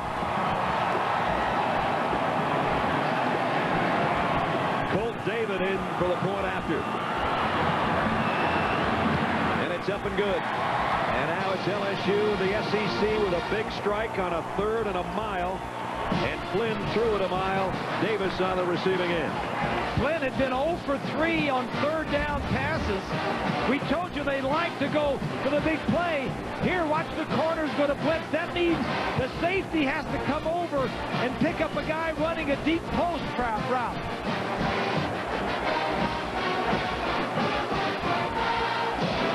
Good protection, single coverage down the field, and this is a great throw. Get it down the field, strong arm. You can't throw it much better than that. Well, watch the receiver. He comes in like he's going to go for the first down. That little hesitation right there. Then he takes a quick slant and turns it up into that post. That's just enough of a move that doesn't take much time. That just gets you wide open for that touchdown. Yeah, and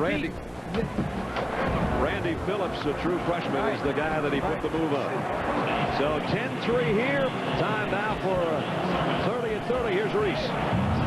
All right, Brad, Kobe Bryant suspended 2 games without pay for elbowing Mike Miller in the throat. Those two had gotten together earlier in the game, and Kobe needed stitches because of a collision, but that elbow is going to cost Kobe 2 games without pay. And New Orleans Saints moving back to Louisiana into their practice facility with the goal of playing their games in the Superdome sometime next season. Sports Center after the game, ESPN News all the time. All right, Reese, thank you. 10-3 on the kickoff. It's Devin Hester taking it on the hop again at about the 8-yard line. And he is swarmed under again. LSU's got his number right now, especially on kick returns. Harry Beckwith, the freshman, made a stop on the special team. Well, I like what they've done on their last 2 kickoffs. The first one earlier, they squibbed it down there to mess up the timing. And this one, they kicked over to the corner near the sideline. Got an injured Tiger on the play. And I think it's Justin Vincent. And boy, that would be a huge blow because he's the number 2 tailback and a good one. And if anything should happen to Joseph Adai in the ball game, they'd be down to Sharon Carey, who's a pretty decent third man as well. But Vincent, they expected to play a lot tonight. Now he's down here on the special teams. Our drive summary presented by Drive Insurance from Progressive. 4 plays, 64 yards, and on a 3rd and 12, Matt Flynn, a 51-yard touchdown pass to Buster Davis. And I'm pretty impressed with Matt Flynn. First start of the year, first start of his career. As we mentioned in the opening, he's been around for 3 years. He was an outstanding high school player coming out. Could have gone a lot of different places, decided to come to LSU. LSU's got 3 outstanding quarterbacks. Jamarcus Russell, who is injured tonight, Flynn, and then Perlew, a guy that a redshirting guy that we won't see tonight. There's what Matt's numbers look like. Couple of deflected passes, but now 10 unanswered points with Justin Vincent down. We'll take a break here with 11 minutes and 42 seconds remaining in the Chick-fil-A Peach Bowl. And now 10 straight points by the Tigers, including this touchdown, has them in front by 7.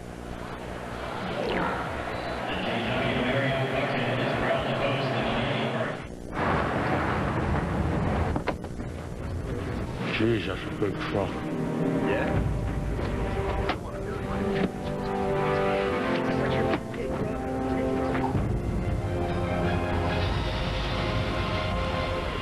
It has the world's biggest cab. Where's the truck? The all-new Dodge Ram Mega Cab. Yeah, it's that big.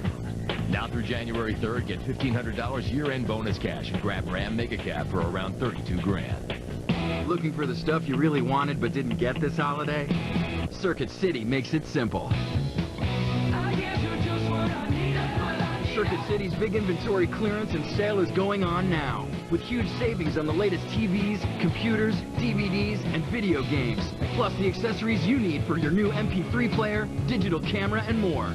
And get no interest store-wide till 2007 on all purchases $2.99 and up. Circuit City. 1855. Fred Miller brews his best beer yet. It has everything except a name. Then it's Fred Miller's beer. Good call, Fred. Pick up some 1855 lager, our tribute to Fred's first beer. My knee used to ache so bad I couldn't go out. I used a heating pad. I couldn't go out. Then I found Thermacare heat wraps for knees. It heats up. The pain melts away. It's like a heating pad that can go anywhere. Like me.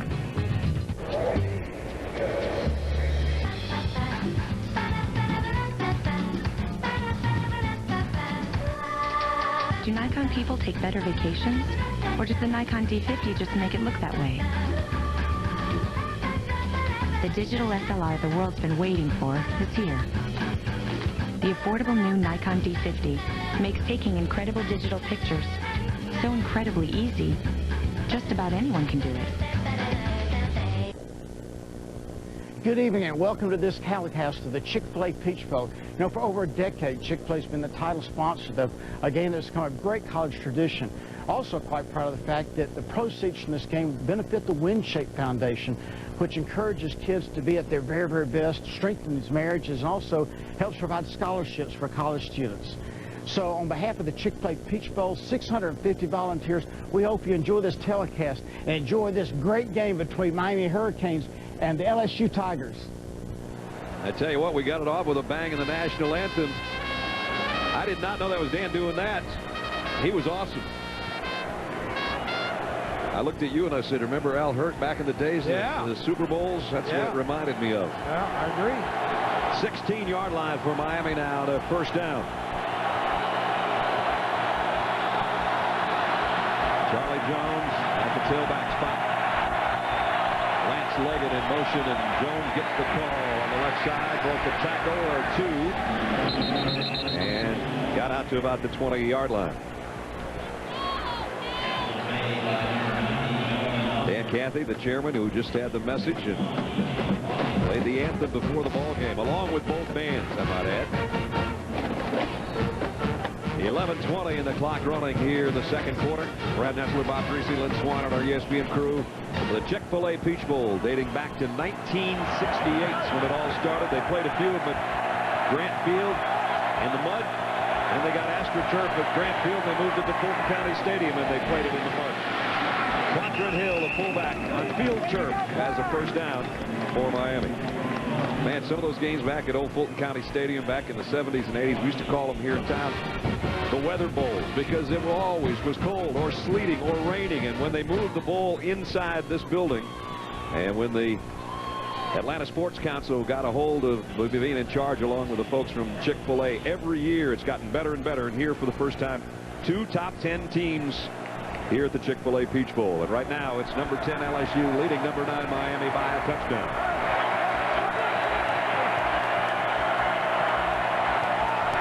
Out of the shotgun. Right across the middle. He's got Hester, and he's got open field. Devin Hester looking for, oh, what a block! Out to the 44-yard line. And, oh, what an earhole job you're going to see on this replay. And it was Darnell Jenkins who was called for holding earlier at wide receiver. Watch the comeback and the crack he gets. Well, watch Kyle Wright right here. The linebacker is going to be free. Watch as he just avoids, just throws around the linebacker right here. Throws it to the inside. Now watch this. Oh, that hurts. Both quarterbacks have been very impressed with. That was almost a helmet-to-helmet shot, Brad. It was. LSU almost jumped in the neutral zone again. They get out of there. First down, Miami at its own 44. Right, quick drop, quick throw, incomplete. Some pretty good pressure LSU did that time.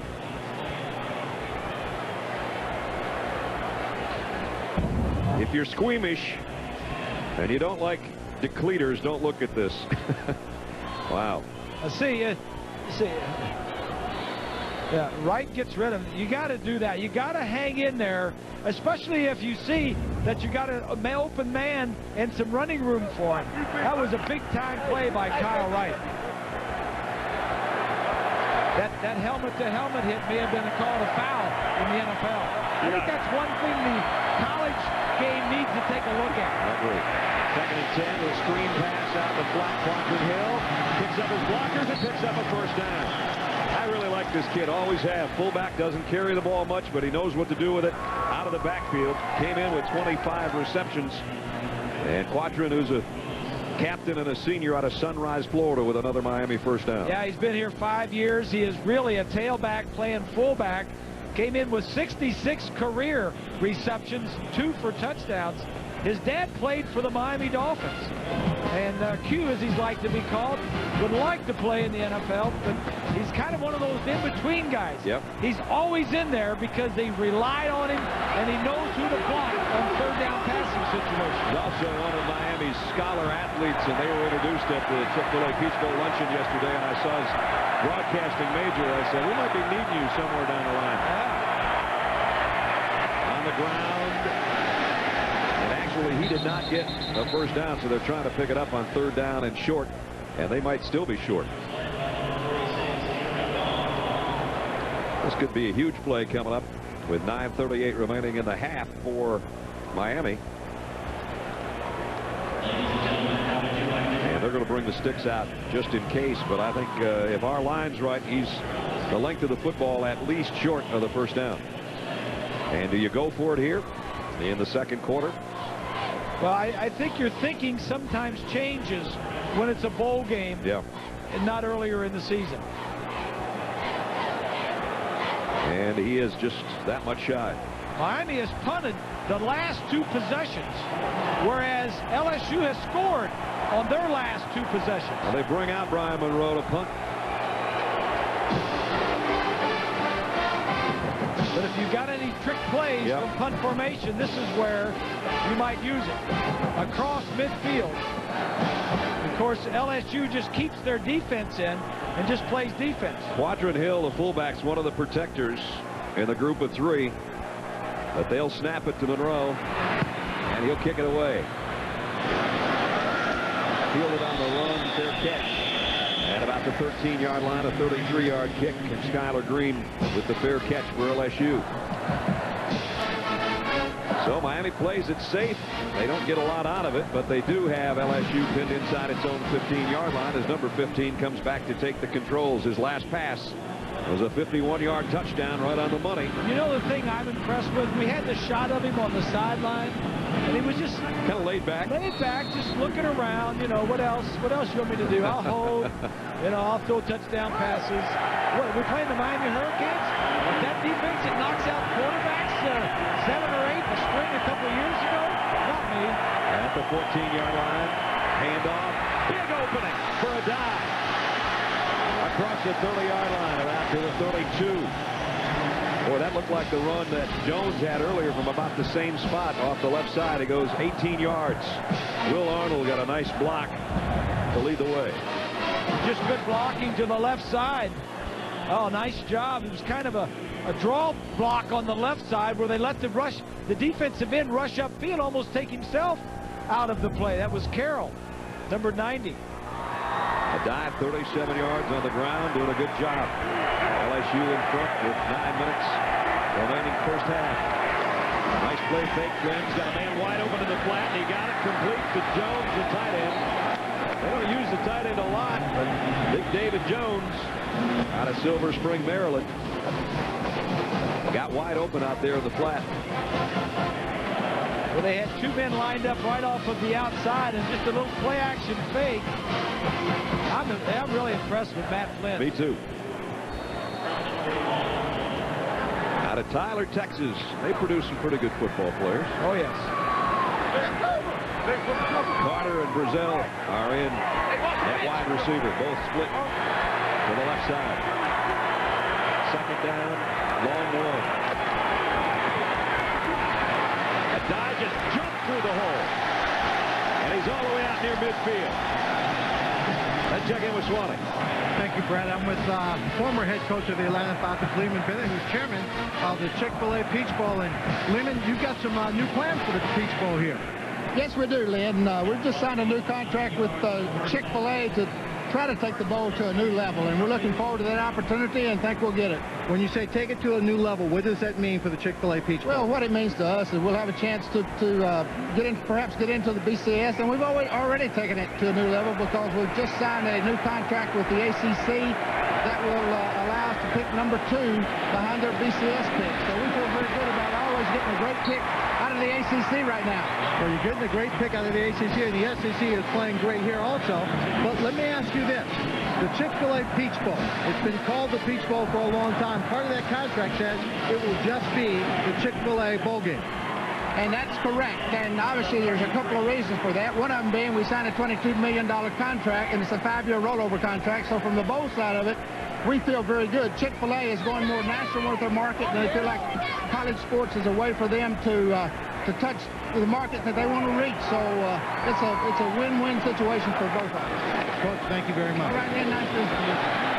David Bennett, former head coach here in Atlanta and with the Tampa Bay Buccaneers, the chairman of the Chick-fil-A Peach Bowl. And so from next year on, it will be the Chick-fil-A Bowl. And while we are very proud of Chick-fil-A being a privately owned family company that is based here in Atlanta, I think a lot of us maybe will always at least wear a peach-colored tie when we come to this game. I know Furman Bisher, the outstanding writer for the Journal Constitution here in Atlanta, had an article saying, you know, we ought to keep the name Peach in there. But, you know, money does funny things to people. That will always be the Peach State, let's put it that way. A dive and a run for a first down up the middle, and a flag on the play.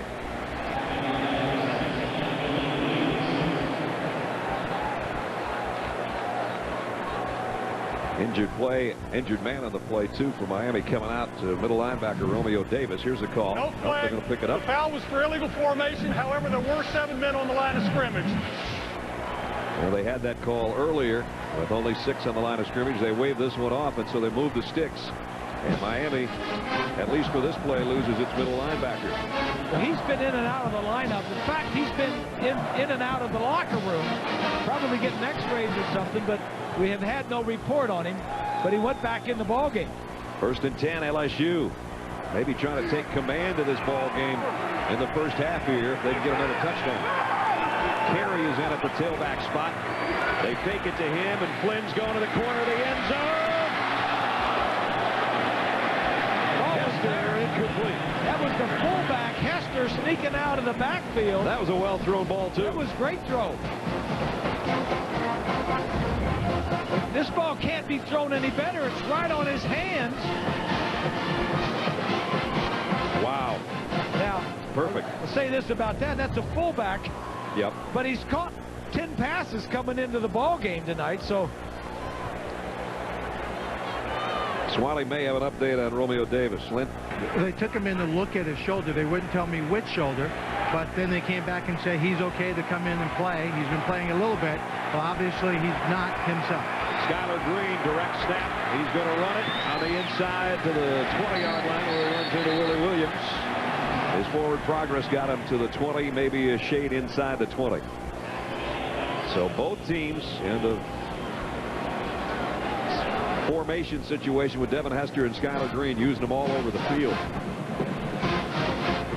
This offense, without their leader, Jamarcus Russell, coming in, they were like 64th in the nation in total offense, and they lost their leader. I mean, they're moving at will against this Miami defense. And we see that 138 yards on the ground tonight, already a season high. We got a half and 5:45 remaining. Third down and 8. Here comes everybody.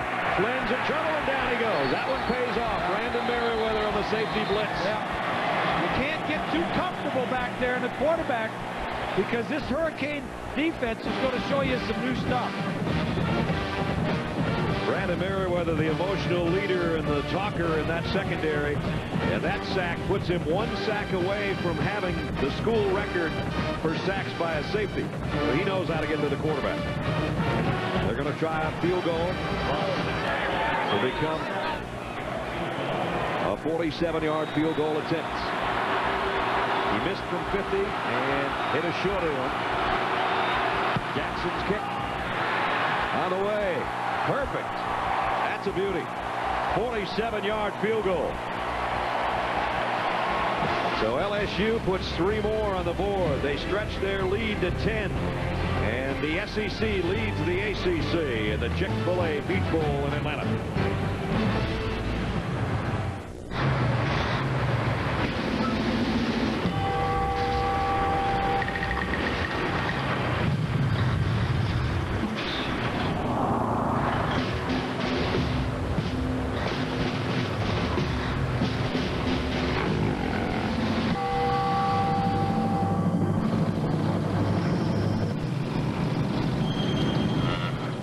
Be one of the first 100,000 to register at getacow.com and get a free football plush cow.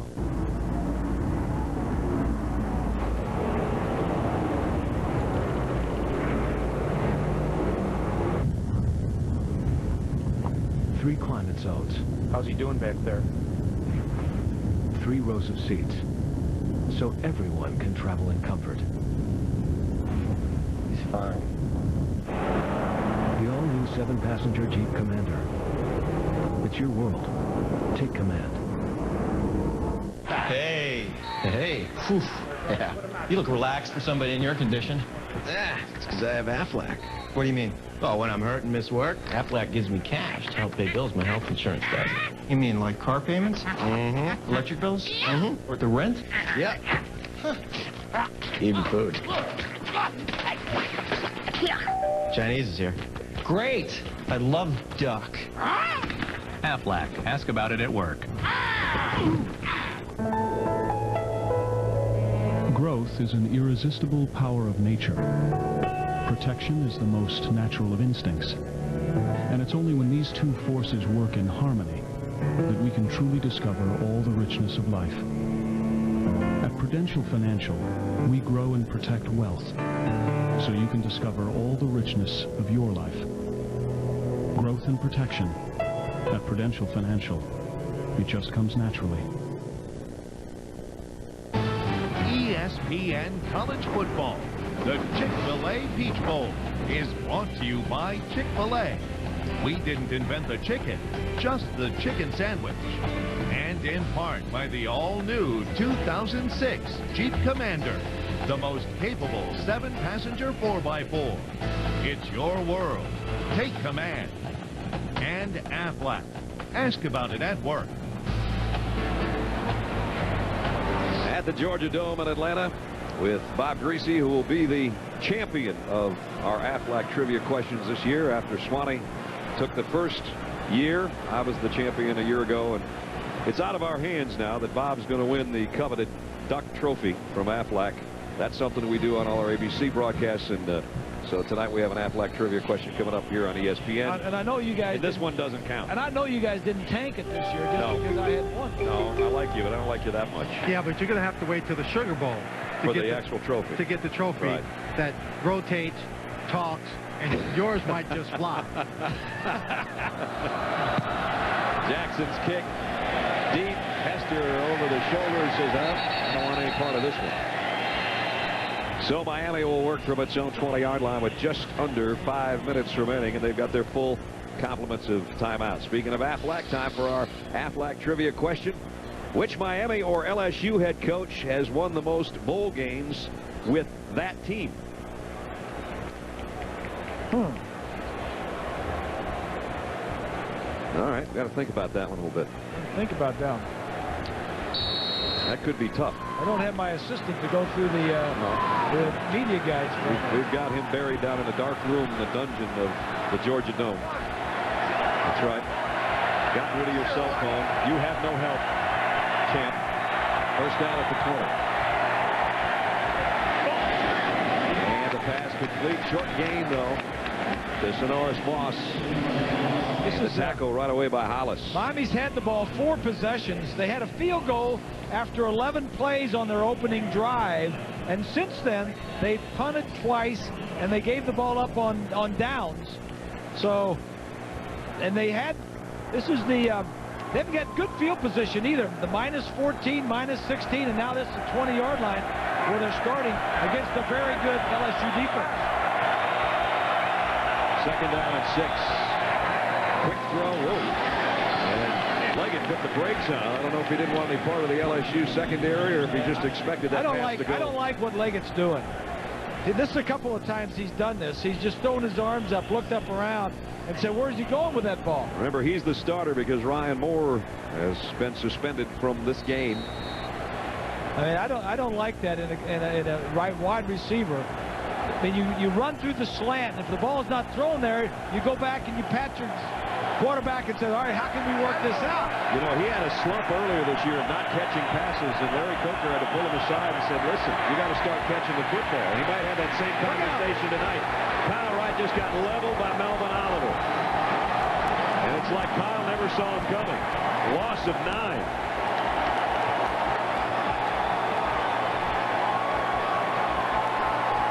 So Monroe's going to have to come in and kick. Well, this Miami offense has got to figure this out. Here he comes from the backside from the long route. Hill blocks inside. At some point, you got to know what's coming right there. Well, they blitzed, and he thought he had the man blocked with Q Hill, but when they blitzed, Hill picked up the most dangerous, and Oliver had the speed to get there. Bad news is now they're kicking to Skylar Green. If he gets an open field, look out. But it's a great punt by Monroe. Green's got to go way back to the 30-yard line. And they put him down right there. Boy, that was a great kick when Miami needed one. Yeah, but normally when you have a great kick like that, a good punt returner will bring it back. That was nice coverage by the 3 defender, the Miami Hurricanes, getting down to tackle the Skylar Green. So 3:22 remaining. The Aflac trivia question. Here was the question again. Boy, which Miami or LSU head coach has won the most bowl games with that team? They gave us, what, 3 plays to think about that? Didn't give us much time no, here. Not at all. Oh, man. Holy smoke, just a minute here. Yeah, give us a break.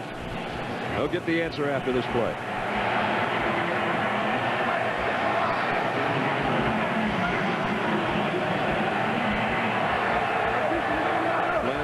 Changing things up to the line and drops back to throw. Plenty of time. Deep out. Nice pass. Got his man. Dwayne Bowe.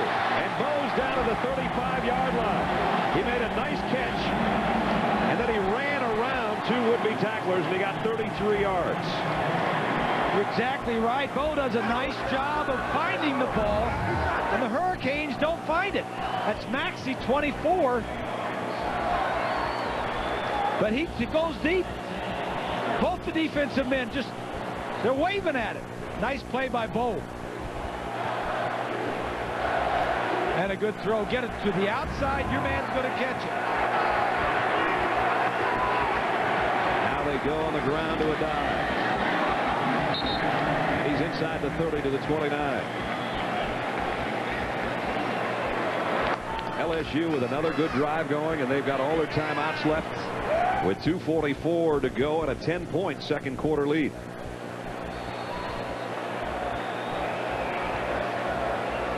Second down and a long 5 coming up.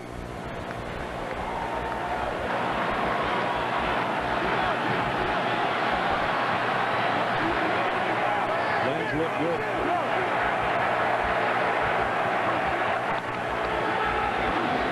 Adai again follows his blockers.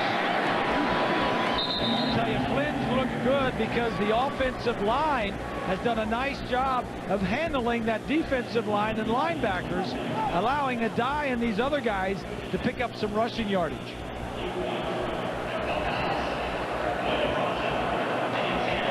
Under 2 minutes remaining. LSU with a 10-point lead, courtesy of a couple of field goals.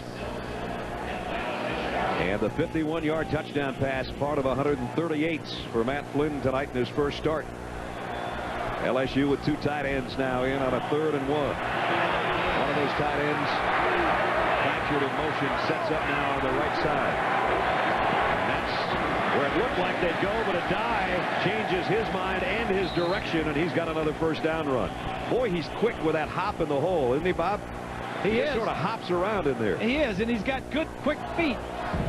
And what he's doing, he's starting out this way, and the play, watch all the linebackers for Miami come, and then he cuts it back. This quick Miami defense, look at this. Look at this hole that he's got over here. The play was supposed to go to our left side, and he's just starting that way. Miami's reacting so quickly, and it creates a hole on the backside. That's what I was talking about with the tight end, the extra tight end over there, and he came right back against the grain, and he's got 90 yards on 16 carries. Flynn, play action with time, and now running out of it. And getting rid of it. He is out of the pocket, incomplete. And he'll save the play for another coming up. He looked at his receiver. He looked at his guy and says, I know you recovered. I was just throwing it away. Yep. No big deal. I got this tough Miami defense under control. So now we're under a minute. LSU still has all its timeouts remaining. There's Justin Vincent heading to the locker room, shaking up on that special teams play earlier, and he's got a definite limp in his gait. Remember a couple years ago when he was the MVP of the championship game? Sensational. And the SEC championship game. Yeah. So he had back-to-back big games.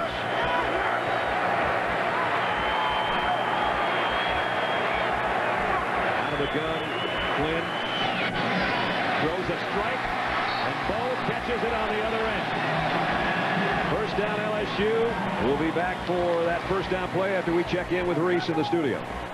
All right, Brad, coming up at halftime, we have the latest on Kobe Bryant's situation. Missouri had a tremendous comeback. We'll also look ahead to the Rose Bowl and talk to these guys about great comebacks. That's all on the Dodge halftime report. Brad, I believe the Aflac trivia answer is Charlie McClendon. I know I'm a little late to this competition, but that's my guess. I like that. We needed a good guess, because that sounds pretty good. Yeah. He probably looked it up or had some of his researchers back in the studio there. First and 10 at the 11. Flynn wants more. Across the middle, got his man. It's Davis again. And he's inside the 5. 8-yard pickup. And a timeout with 28 seconds remaining. We'll find out about the Aflac trivia answer and see if the Tigers can put up more points when we come back.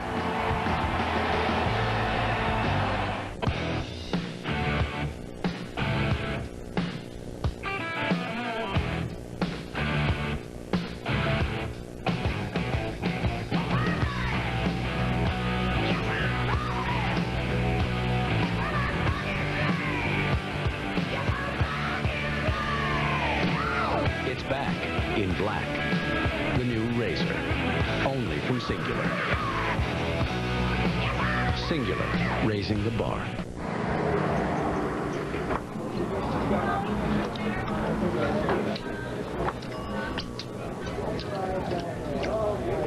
What? You're wearing your varsity tennis jersey from high school. Yeah? Is this because I wore my old Philadelphia Eagles jacket to work yesterday? No, I just felt like wearing this. It's comfortable. What makes them different makes them great. Mike and Mike in the morning on E! As we rebuild our communities, the demand for air conditioning and electrical technicians in Louisiana is growing. ITI can prepare you to meet this demand. Get training in air conditioning and electrical technology and be ready to help rebuild our communities. Both day and evening classes are offered and financial aid is available to those who qualify. Training as an HVAC technician gets you not one, but 2 job skills as an AC technician and electrician, which means more opportunities for you. Don't wait. Call ITI now at 752-4233. It's new. Everyone is talking about Cade's frozen custard. Wow, this custard is creamier than ice cream. We just thought Grandma's ice cream was good, but Cade's frozen custard is much better. Frozen custard is similar to ice cream, only much better. It uses higher quality ingredients for a smooth and creamy taste. For a uniquely old-fashioned fresh taste, try Cade's frozen custard at the only custard stand in South Louisiana in Gonzales on West Cornerview. Miami's defense would love to hold LSU to a field goal here. 65 yards in 7 plays. And a second down for the Tigers.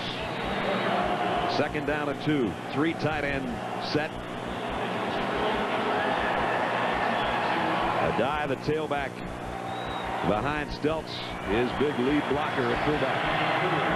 Those tight ends now move and shift, and Jones goes out wide to the right. Adai hit immediately. Nice closing by John Beeson, the linebacker from the backside. Boy, they needed that play, Miami did.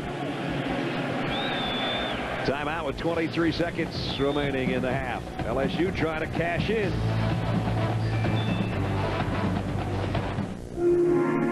Hammer throw is tough.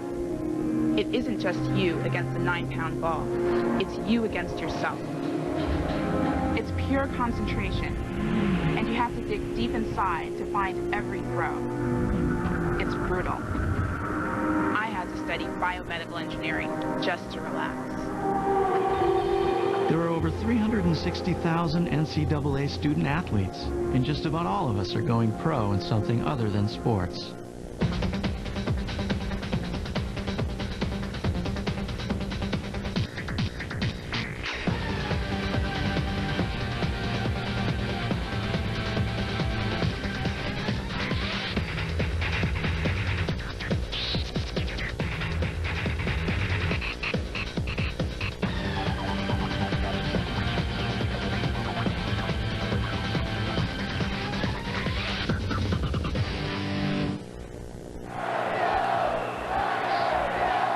LSU 3 out of 7 on their 3rd down conversions, and again they can get a first down at about the 1-yard line.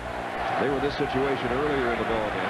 Matt Flynn started kind of rough, completed his first pass, then missed 4, but he's been sensational ever since.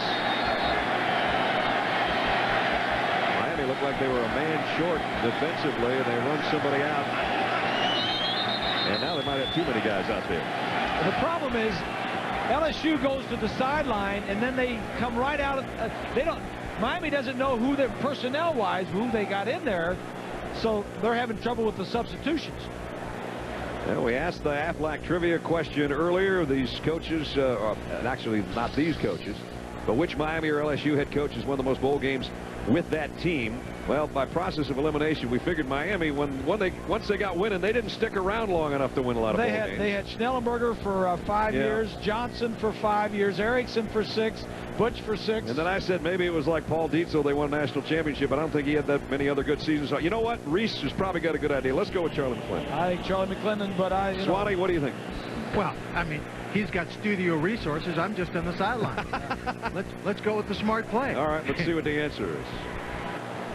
And the answer is, there we go. Charlie Mack. Familiar face, that's for sure. Bet. 7 ball wins. And I. And Reese Davis is the leader in the clubhouse. Good job, Reese. For bowl games. Yeah. Let me ask you a question, though. An addendum trivia. You always have a backup, don't you? Yeah. What do Nick Saban and Paul Dietzel have in common? Winning a national title. LSU national championship. There you go. That's why some of the LSU folks are not too happy with all the talk about the Trojans of USC going for their 3rd straight. They say, wait a minute. I hear you. You forgot about us. I hear you. Well, Miami's not going to forget about LSU if they can't stop them here on 3rd down and 3. They fake the inside handoff. Flynn flares it to a dive. Touchdown, Tiger. That's just a great play. And Jimbo Fisher getting it called at the right time is even better. Beautifully executed. They faked the inside handoff as though they were going to run an end around. And then Adai, who's been sensational as a runner, comes up as a receiver in this case. His 19th catch of the year. This one good for a 4-yard touchdown. Boy, it's going to be a long second half for Miami unless they can find some offense against this LSU defense. Extra point by Colt David is good. And with just 18 seconds remaining in the first half, the SEC and the Tigers of LSU have taken command of the game here. Talk about a cool customer, and here's another look. There you go right here. Well, hold on a second. Here's the motion guy. He's going to come across, but Adai, the back right here, is going to slide out into the flat. There he is right here. Adai just slides right through there. Everybody sees the motion guy coming to the far side, and everybody jumps on him. And then it was a matter of getting it over the on-rushing defensive end, which he did beautifully. He did. That was a great throw, getting around Patton, number 95. Fakes there. There's a lot of good stuff for a backup quarterback that has never started a game right there. They've scored on their last 4 drives, 20 unanswered points, and as Bob said earlier, he's going, hey, I don't care who I'm playing against. Swanee, you talked to him this week, Matt, and he said all the right things about I'm not nervous. You know, this is my chance. I have to step up to the plate. I guess he wasn't kidding. Well, he obviously was not kidding, and he said, when I talked to him, I asked him, I said, when you wake up in the morning like on December 27th, and you're lying in bed, and you're not getting up, and you got that little funny feeling in your stomach, what are you thinking? He goes, well, when you're lying there, you're only thinking good things.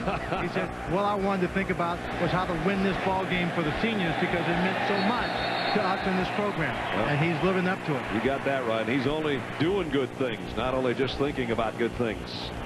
Nice kick by Jackson. And Miami's only got 18 seconds left to work here in the second quarter. Saturday, ESPN2 has a couple of bowl games. First at 11 Eastern. South Florida Bulls make the school's first ever bowl game appearance. They'll take on the Wolfpack of NC State in the Meineke Car Care Bowl, followed by a TCU team that captured a piece of the WAC title this year. They'll take on Iowa State in the EV1.net Houston Bowl. Meineke Car Care Bowl and the EV1.net Houston Bowl, part of Capital Bowl Week on ESPN2, and all available in sparkling high definition. Well, Miami is going to have to come up with something at halftime to give Kyle Wright a chance and their offense a chance to counteract what Matt Flynn has done for LSU. Tiger fans give the LSU team a standing ovation as they head to the locker room, and we head down to Lynn Swan. Well, Coach Miles, I want you to take a couple of looks at some replays of Matt Flynn and give me your assessment of his first half.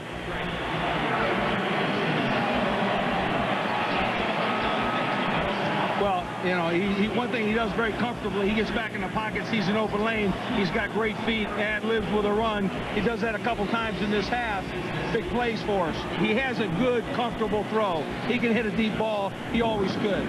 Well, you've been able to see him in practice throw accurate passes.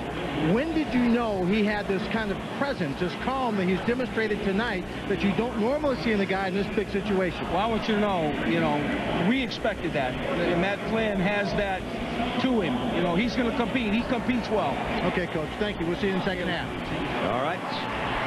And he was a cool customer. 2 touchdown passes for Flynn in his first start, and a 20-3 halftime lead for the Tigers of LSU as we send it to Reese and the guys in the studio.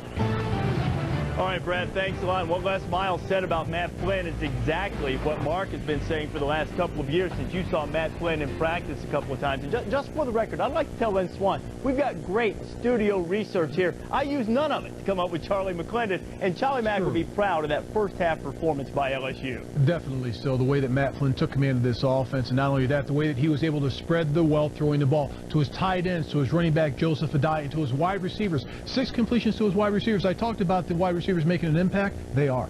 I thought it was a complete performance by their offense, their defense, their line, their running game, as well as the entire kicking game. But you know what? I'd really be worried if I was at LSU, because they're up by 17. The other 3 games that the teams came back were down by 14 points or more. So this game isn't over by a long shot. We've seen it happen all day long in bowl games, and right now Miami down 17, in a lot of trouble with LSU with the lead, and there is still more good news for the state of Louisiana. The Saints are coming back to the state. They're moving back into their practice facility sometime next month with the eye on playing games in the Superdome next season. Saints team owner Tom Benson hopes to play the games by September. Some state officials say maybe it'll be as late as November, but at any rate, Saints coming back to New Orleans to the practice facility in the New Orleans area and hope to play the games in the Superdome before the end of the season. Kobe Bryant suspended 2 games for throwing this vicious-looking elbow at Mike Miller earlier this week. The two had scrapped earlier, and Miller had pushed Kobe in the face, opened up a cut that required stitches. Kobe is appealing that 2-game suspension without pay. Still to come here on the Dodge Halftime Report. As Lou mentioned, all kind of comeback. UCLA appeared to just be finished against Northwestern, and then all of a sudden things turned around, and Lawrence Maroney, what turned out to be a farewell performance and a memorable afternoon for one team in Nashville. We'll break it down for you in a bit. The Mercedes Championships begins Thursday at 7 Eastern on ESPN. The finest leather boots are at Big Bill's Boots.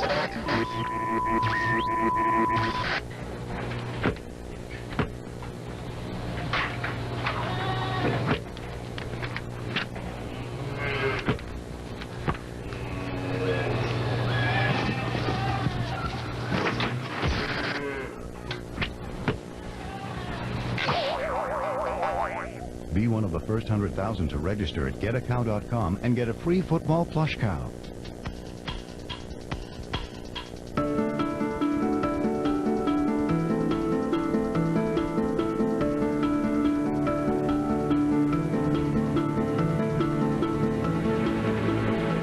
It's time to discover Lunesta, a sleep aid that can give you and your restless mind the sleep you need. Lunesta helps most people sleep all through the night and works quickly, so take it right before bed. Lunesta is non-narcotic and approved for long-term use. Of course, do not use sleep medicines for extended periods without first talking to your doctor. Be sure you have at least 8 hours to devote to sleep before becoming active. Until you know how you'll react to Lunesta, you should not drive or operate machinery. Avoid taking Lunesta with alcohol. Most sleep medicines carry some risk of dependency. Side effects may include unpleasant taste, headache, drowsiness, and dizziness. Ready to catch a great night's sleep? Just climb into bed and leave the rest to Lunesta. Welcome back to the Dodge Halftime Report. There's been a day of big rallies and bowl games, and boy, is Miami going to need one. Matt Flynn looked awesome in the first half. LSU up 20-3 in the Chick-fil-A Peach Bowl over the Hurricanes. SEC was a big lead there in the Independence Bowl. South Carolina, Steve Spurrier leading the Gamecocks in against Missouri, and it looks as if the SEC is going to cruise, jump on top 1-0, conference bowl records for the Bowl Challenge Cup. Blake Mitchell, Sidney Rice. Rice over 1,000 yards receiving for the year. It set up a Mike Davis touchdown. It's 21-7 now, and there's Mitchell again finding Sidney Rice. 9 catches, 170 yards in the first half. That set up a Mike Davis touchdown, 28-7 Gamecocks. In the second half, Brad Smith of Mizzou. What a terrific job by Brad Smith, taking it 31 yards in for the score. Mizzou cuts the lead by 7, 28-21. Defense came up with an interception, and Smith kept it himself, tied it at 28. Remember, Smith is a guy for 8,000 yards passing, 4,000 yards rushing in his career. The only quarterback ever to do that, and showing you how he accumulated those gaudy numbers, 59 yards. And now Lou, Missouri's in the red zone, and Brad Smith giving them more trouble. They just did great blocking up front. line gets a good push, and I've never seen a better individual performance than what Brad Smith put on the second half. It was a great way to finish his career, 38-31, Mizzou with the lead, and Blake Mitchell passed on a wide-open Mike Davis, instead tried to force it to Sidney Rice.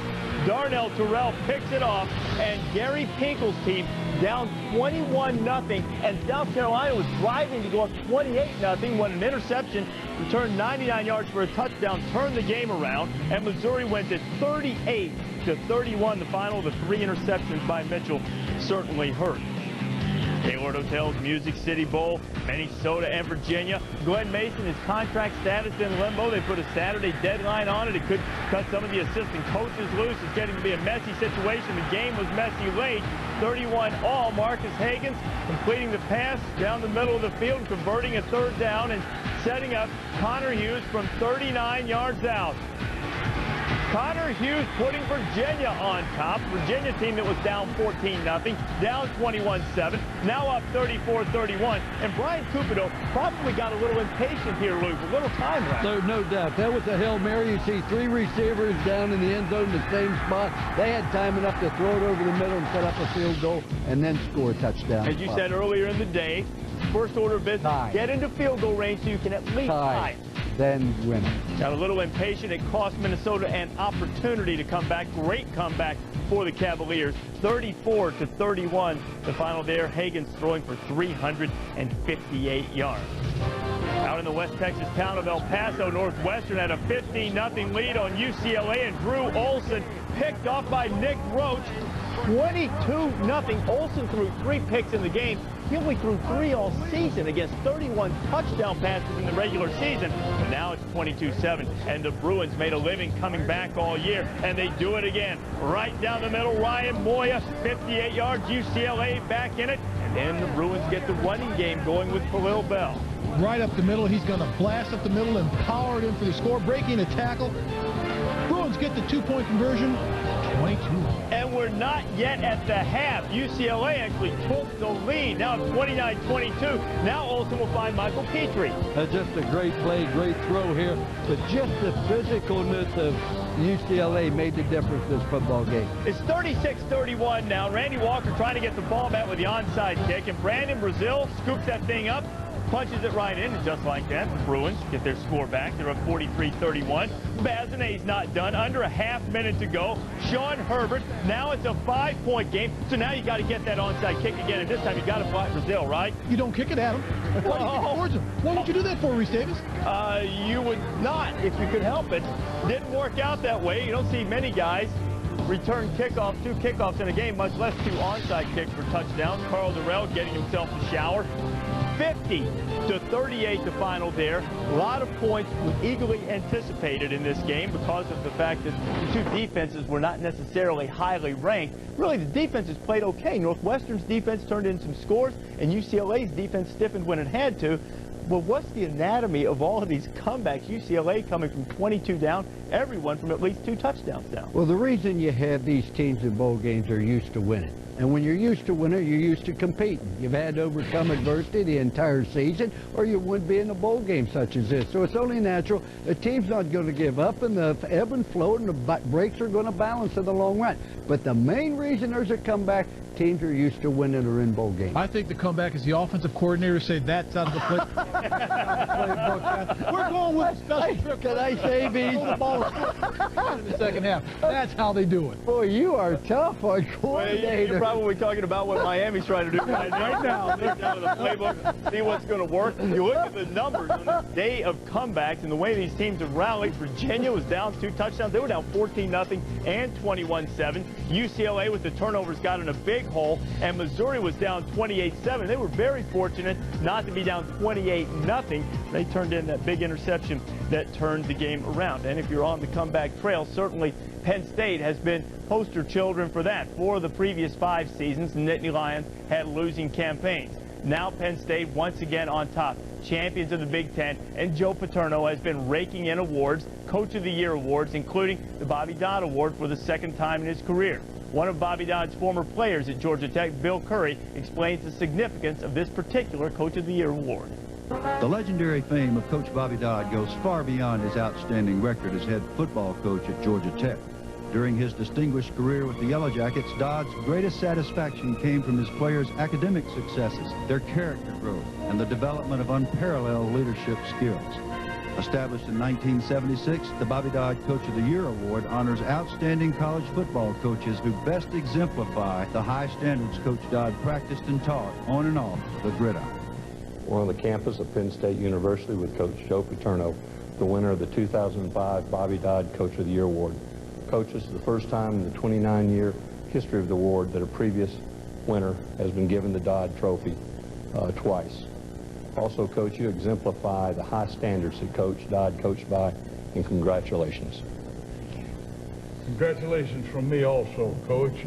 I was a former player with Coach Dodd, and I heard him speak many times in glowing terms about you, your predecessor, Rip Engel, and Penn State University. He liked winning, you like winning, we like winning, but we also like integrity, scholarship, and leadership.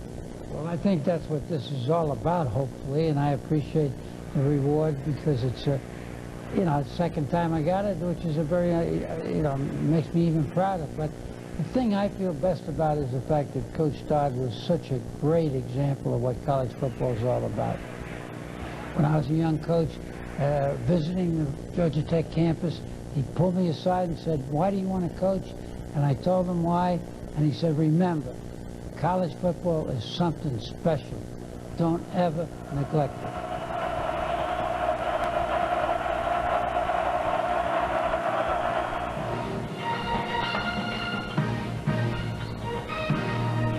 Bobby Dodd Coach of the Year Award, leadership, scholarship, integrity. College football is something just special to us, largely because of the influence of men like Bobby Dodd, who've established great tradition, and also because of men like Joe Paterno. Paterno won this award in 1981. Much different coach now than he was this past season when he takes home the award again. And it's really impressed me about Joe Paterno, his willing to change. He's not afraid to make the changes to make his team better. And you look what he did this past year. He sent his coaching staff down to Texas to figure out how to run the spread option and implement it in his offense with Michael Robinson. He wasn't afraid to make change, and now they're back successful again. They're back on top. That's where they deserve to be. Joe Paterno deserves it because he's not afraid to make that change. And I congratulate him on winning the Bobby Dodd Award. Well, I believe he deserves it for an awful lot of reasons, and some of the ones you mentioned, but some other ones as well. I had the opportunity to coach against Coach Paterno 13 different times. I said before, there's nobody does a better job on the other side of the field than what he does. But there are many other things. Besides being a class individual, he's donated several $1 million to Penn State University, to the library fund. He's done so much good for so many people. And it's just people like him that make college football really and truly special. It's been a pleasure to be in the same profession as people like Joe Paterno and Bobby Bowden. I was recruited by Joe Paterno in high school. I didn't go to Penn State. I ended up going to the University of Pittsburgh, but that was the first time I was really nervous when a coach came to see me because everyone said, "Oh, Joe Paterno's coming to school. Joe Paterno's going to see you. You got to go to Penn State." Yeah. It was like, you're not forcing me to go to Penn State, but it was just one of those things where, you're really excited and proud for him to come and recruit you. He told me that was the one mistake he made was when he offered you a scholarship. I didn't take it either. So Joe Paterno against Bobby Bowden in the FedEx Orange Bowl, 1-2 in the all-time wins list among coaches. Looking forward to the FedEx Orange Bowl coming up next week. So we got a second half to go from the Chick-fil-A Peach Bowl. And then, of course, there's that little tilt in Pasadena that's going to decide the national championship. We'll look and see how the Longhorns are spending their time when we come back.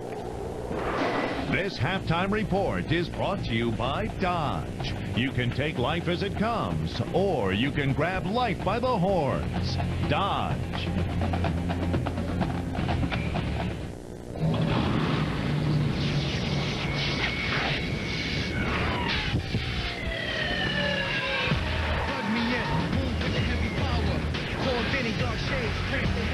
Run up the road, straight away, in control, the mastermind. Reach right past your fine. Mechanically built, speed design. The driving factor, unleash it. Now well-qualified lessees can lease a Dodge Charger SXT with a V6 for just $349 a month. Finally, we're using my credit card miles. They couldn't black us out forever. But Dad, it's summer. What are you, a weatherman? All right, who's up for a little double diamond? Last one down's a coward. I'm okay. They need a capital Capital One card. For easy-to-use rewards, get Capital One no-hassle rewards with no blackouts on any airline anytime. Kids, look at What's in your wallet? Some days my bad knee would ache so much I couldn't go anywhere. I'd plug in a heating pad. I still couldn't go anywhere. I hate irony. But I love this Thermacare heat wrap for knees. It heats up. Feel it. Love this. And the heat sinks deep into my stiff, aching knee. The pain melts away. Oh. Whoever thought of this, you are invited to my house where we'll barbecue something. It's like a heating pad without the cord. I can leave my house. So why am I hanging around here? Are you ready? Experience ABC Sports and ESPN's first ever Tournament of Roses parade float, the magic of sports in HD. Join Terry Hatcher and James Denton. Tournament of Roses parade Monday, January 2nd, 11 a.m. Eastern Time. It's on ABC and also available through ABC HD High Definition. You'll also be able to see the Rose Bowl on January 4th, Texas and USC meeting for the national championship. Certainly that is the ultimate goal for every team that plays college football, but every team wants to, at the very least, go bowling. Turns out Texas has found a way to do both. Here's Steve Cyphers. When Vince Young made his post-game proclamation after last year's Rose Bowl, you know the one, we'll be back. All-American Rod Wright and his defensive line planned to be back too. But this time they wanted to be completely prepared for the entire week, including one activity that didn't go so well. How you doing? I'm Rod Wright, number 90 for the Texas Longhorns, and you're here with us at bowling night with the defensive line. This whole bowling night here started at the Rose Bowl last year. We had a bowling night, and the whole team was there, and we looked kind of bad out there. Eating on bowling night, I mean, it plays a big role because you got to have a lot of energy to bowl. Football and bowling go hand in hand. You got to have a touch on the field when you're playing. You got to have a touch out here when you're bowling. I mean, it's all in the swag. What he always does, starts out strong, falls off. Ron White and Brian Robinson are my idols. There you go. We do this every Thursday. It brings our whole defense together. We come out, have a lot of fun. I apologize to everyone watching. I thought they were going to put on a better show than this. No apologies necessary. In fact, Wright rolled a career-high 169 that night, appearing ready for Sunday's bowling night with the Longhorns. Now, for more on the Trojans, here's Shelley Smith. At times this season, USC's linebacking corps has been referred to as a makeshift mass unit because of several key injuries. Pete Carroll called on his underclassmen to step in and step up. Oh, they've come such a long way. So that was such a position in question, and then we got hurt with our experience. It's been a real pleasant surprise. It's been a real challenge, too, for the coaches and for the players to get up to speed, but they've done it. Even with the return of a healthy Keith Rivers, Carroll will call on his young guys again against Texas, especially Brian Cushing, who is starting as a true freshman. Cushing says he's a different player now because of all the experience. I think a lot different, mostly because of my mental aspect on the game, you know, just learning how to play here and adjusting to the defense that we run, so much different than high school and everything, and overall just having become a better player, but mentally, not physically. We've taken millions of strides since the beginning of camp. Everybody's gotten better. Everybody's been in the role, getting ready in the role to play. I think anybody can step in at any moment, take a position. Somebody goes down. Do you feel like a true freshman? Sometimes, yeah, when they remind me back in line when we go to get food. So here you are starting, in the national championship game, but you still have to go to the back of the food line? Yep, it's the same for every freshman, no different. That's how it works, The young guys have to wait a little bit longer than the older guys. The Trojans also expect true freshman Ray Malauga to play a key role off the bench. And they got more good news when former starter Thomas Williams, who had knee surgery 4 weeks ago, was cleared to practice and could play against Texas. In Los Angeles, I'm Shelley Smith, ESPN. All right, Shelley, the Longhorns are going to try to make sure they don't roll the gutter ball the way their arch rival Oklahoma did in the national championship game last year. Texas and USC for the title Wednesday night, 8 o'clock Eastern Time, ABC and ABC High Def. We got a second half to go from Atlanta, the Georgia Dome, where LSU put on a show in the first half. 20-3, the Bayou Bengals on top of the Hurricanes. We're back. Get you up to date on the Bowl Challenge Cup.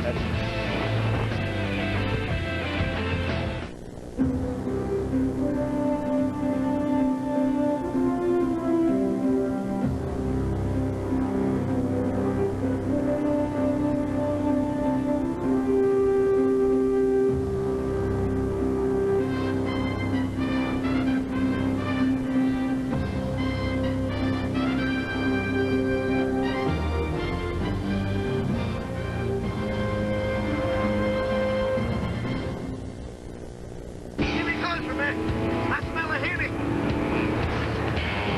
I knew it! The new Ram 1500 with the new front end, new suspension, new frame. It's got a Hemi, all right. And that MDS will take you gas. A new interior.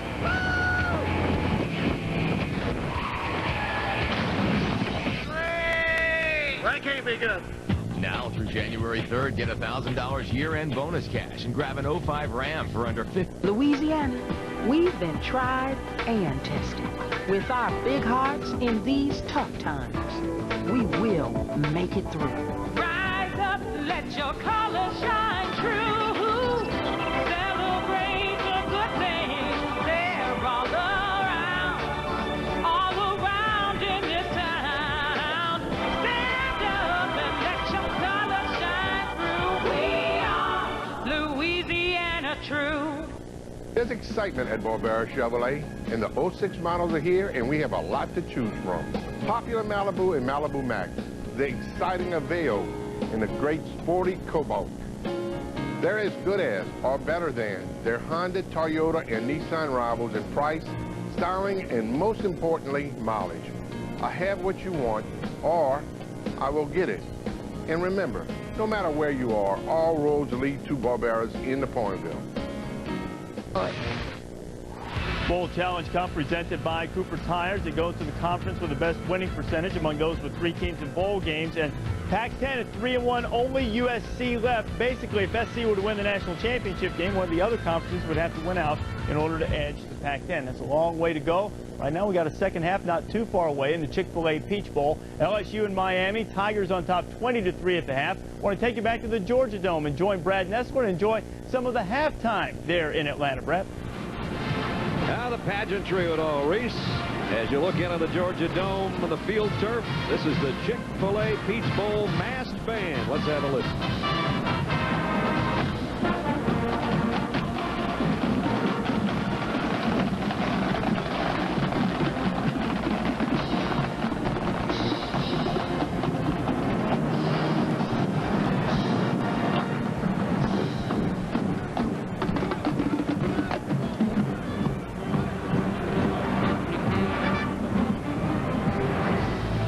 Second half coming up, and the Hurricanes going to have to find a way to deal with Matt Flynn, who busted him to Buster Davis.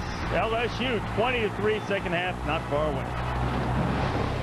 This halftime report is brought to you by Dodge. You can take life as it comes, or you can grab life by the horns.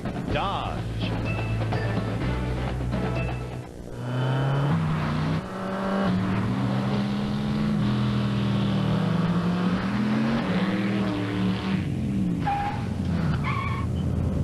Dude, what do you got in that thing? I got an amp, guitar, surfboard, ladder, and 12 2x4s. Velocity meets versatility. The all-new Hemi-powered Dodge Magnum. Open it up from either end. Now through January 3rd, get $1,000 year-end bonus cash and grab Dodge Magnum for under 23 grand. Ted Ferguson, Bud Light Daredevil. Today for Bud Light, I'll attempt my most difficult stunt so far. I will stay 2 full minutes past 5 on a Friday.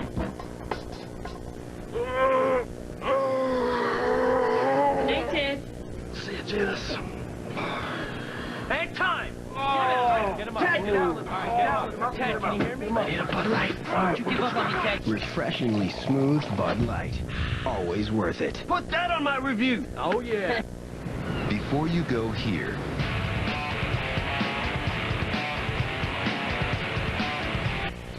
before you attempt this,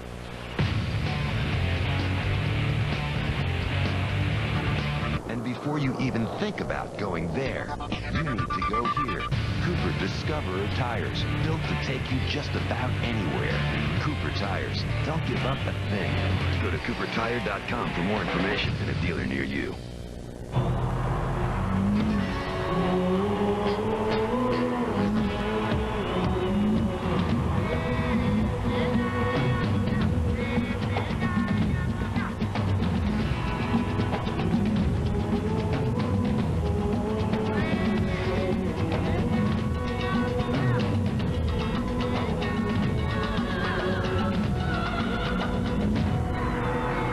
Reach higher. UM.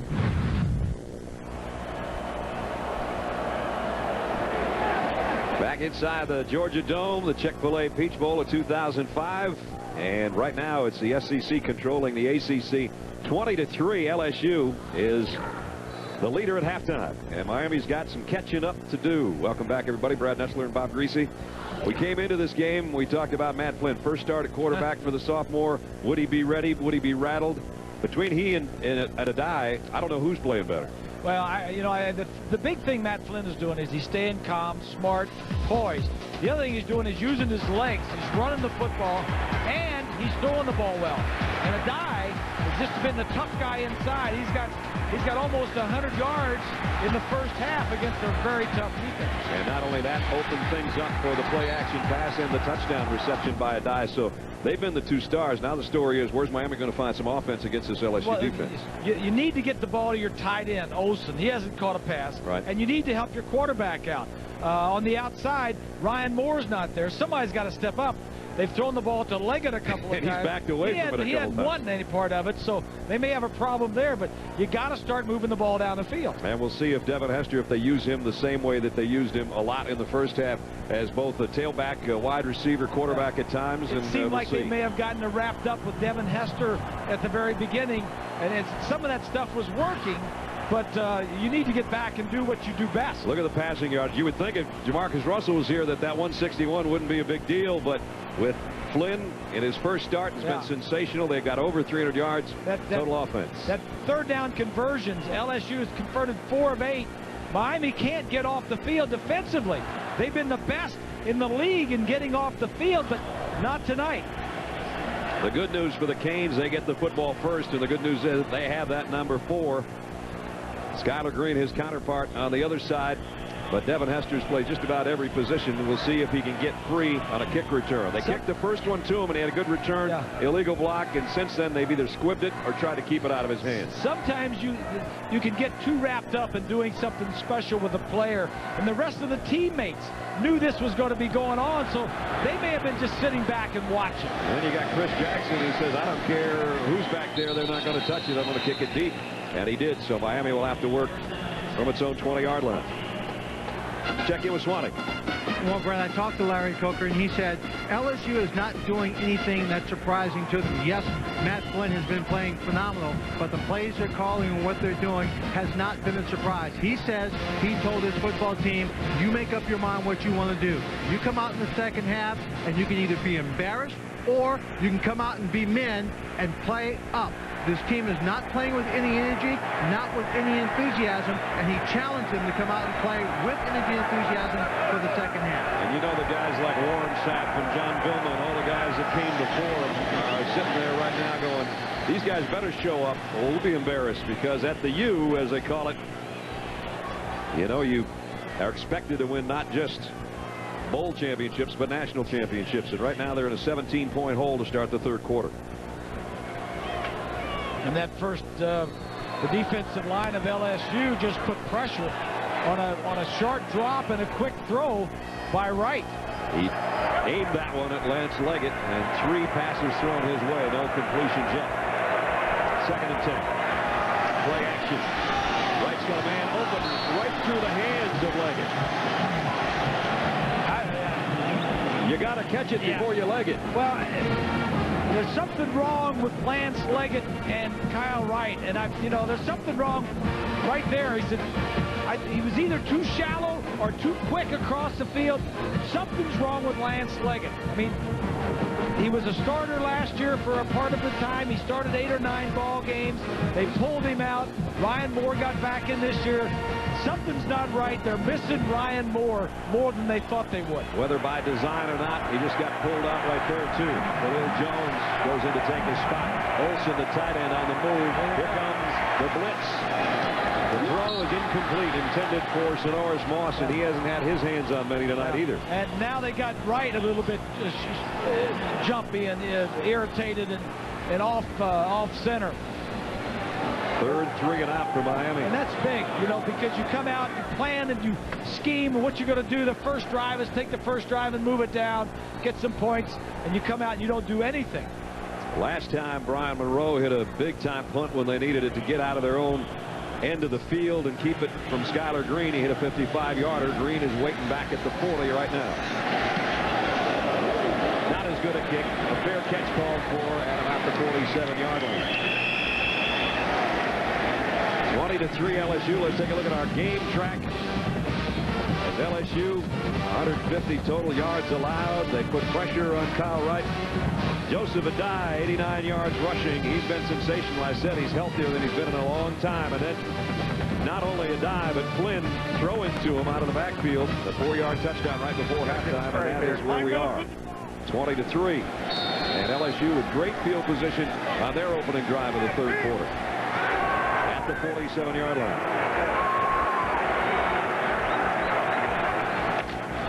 Draw play, Adai on the inside takes it into the Canes end of the field, almost to the 47-yard line.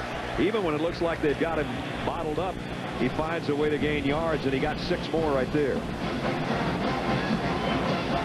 The first half tonight in Flynn's first career start, over 300 yards of total offense in the first half.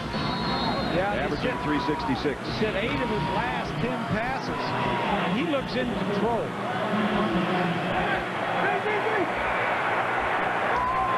Two tight ends in for LSU, both wideouts down to the bottom of your screen. On the second down and 4. It's Adai again, and he got the corner, and he got the first down. Took a big hit from John Beeson, but it was too little too late. And you know, it was just about a month ago, I think, that LSU was in this building and lost to Georgia pretty convincingly. Yep. They played, because of the hurricane, they played 11 straight weeks. Right. I think they were tired. They were leg weary. They are rested now. They have a different quarterback, and this quarterback is more consistent than the one that was playing before, and this one can run. He is very, very good on his feet, whereas Jamarcus Russell cannot run. He's run a couple of times for some big plays. on first down, he loses yardage this time, a loss of about 2. Glenn Cook made the stop on a dive. Tonight, already over 100 yards, and when he goes 100 plus, they don't lose. Well, this is the most complete game, or the complete half, that LSU has played all year. Well, Adai only had 2 carries against Georgia in the SEC championship game back in the first weekend of December in here, and they lost 34-14 to the Dogs. Well, I'm taking into consideration the opponent. And Miami's a very, very good opponent, and they're playing. LSU is playing very well. Flynn over the middle, complete. Davis collared and got away. And he's close to another first down. He might have it. I think he does. Davis, who had a big catch earlier in the ball game for the touchdown. Well, Bob, Brad, let me offer you this point also for LSU and Matt Flynn and the way they're playing this football game. What all the players in this team are doing are stepping up. They're not asking Matt Flynn to win the game by himself. The receivers are stepping up, the running back, the offensive line. Everyone's taking their share of the load so that Matt Flynn can just execute and not have to worry about winning the ball game. That makes a huge difference. That's a great point, Scotty. And here's a guy that's helping the cause. A dive into the secondary. First and goal, LSU. He just dragged half the Hurricane team with him. 25 more yards.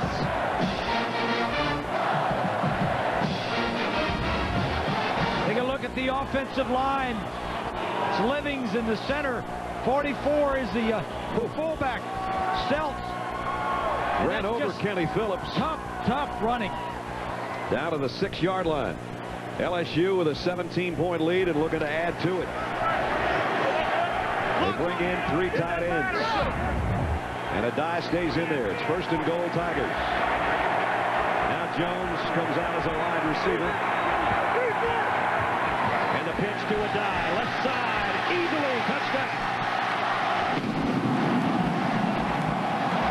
That play worked on the first play of the ball game, and it worked again for a touchdown.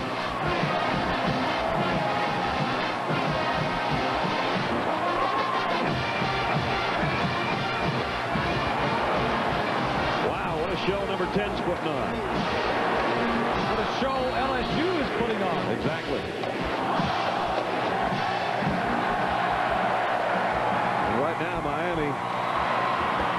just glad this isn't a double feature as far as shows. Extra point. Cole David, nothing good. So what Miami had hoped for was a big drive to open the third quarter. What they see instead is the LSU to go 53 yards and Joseph Adai to add to what he's already done. Be one of the first 100,000 to register at getaccount.com and get a free football plush cow. And now, the 4 finalists for the Pontiac Game-Changing Performance of the Year. Post throw and hole. Broyle looks that way, throws it long, into the grass, the sideline, post roll! Into the end zone, he rolls! Inside the Texas 20, back-to-back yard, under pressure, steps out of it, tucks it in and one, to the 25, gets for the first down to the 30, up the sideline, Young to midfield, 45-40, say goodnight to this one, Vince Young, 80 yards. Robinson delivers downfield for Derek Williams, wide open at the 10. Derek cuts inside to the 5. Touchdown, Penn State! Fans can vote once per week throughout December for the Pontiac Game-Changing Performance of the Year. The winning play will be announced during the Rose Bowl, and that school will receive a $100,000 scholarship contribution from Pontiac. Cast your vote at Pontiac.com/NCAA. The echo in the gym. The squeak of the shoes. The buzzer. The break. The whistle. The crowd. Swish. I left the game, but it'll never leave me. There are over 360,000 NCAA student athletes, and just about all of us are going pro in something other than sports. Hello, my name is Peter Mank. I work here in the embassy in Baghdad for the multinational force Iraq. I play for the Hurricanes in 64 to 68. Follow you every time, all the way. Go Canes. All right, Peter, we might want to fly you in right now to help out the Canes cause. They're down 27-3. Welcome all of you that might be watching around the globe in our armed forces to Atlanta. Chick-fil-A Peach Bowl, where LSU is not only beating Miami, they're shocking them right now, 27-3. Chris Jackson to kick. Hester not going to have a shot at this one either. Miami's been starting at their 20 or worse for quite a while now. You can kick off your New Year's Eve with ESPN in what should be a high-scoring game. Fresno State's high-powered offense takes on the Tulsa Golden Hurricane in a meeting of two teams that averaged about 30 a game. AutoZone Liberty Bowl, part of Capital One Bowl Week on ESPN, Saturday 1 Eastern. And that game also in high definition on ESPN HD. Call your cable operator or satellite provider today. Tracy Lynn Swan and some LSU fans that are happy right now in the Georgia Dome. At the 20-yard line, 4 straight drive that starts for Miami at the 20. All right, play action. Stretches it out. Now he's going to keep it. Boy, that's a big price to pay the way your night's been going to get 3 yards. But that's what he got. Highsmith and Oliver made the stop defensively for the Tigers. Miami offensively, it's a combination of poor play by the quarterback, not getting any help from his wide receivers, and the offensive line not doing a good job opening up the holes up front. That time, Kyle Wright had a man open on the outside. He looked at the 2 inside receivers, but not the one that was open on the outside. It's a long time without a first down. And we're 11 we're now in the third quarter. And Jones going nowhere. Oliver, who made the last tackle, makes another. And a loss on the play. Yeah, Oliver, another one of the seniors on that veteran front that has 3 seniors and a junior. Oliver is a very good defensive end, leads the team in sacks with 8.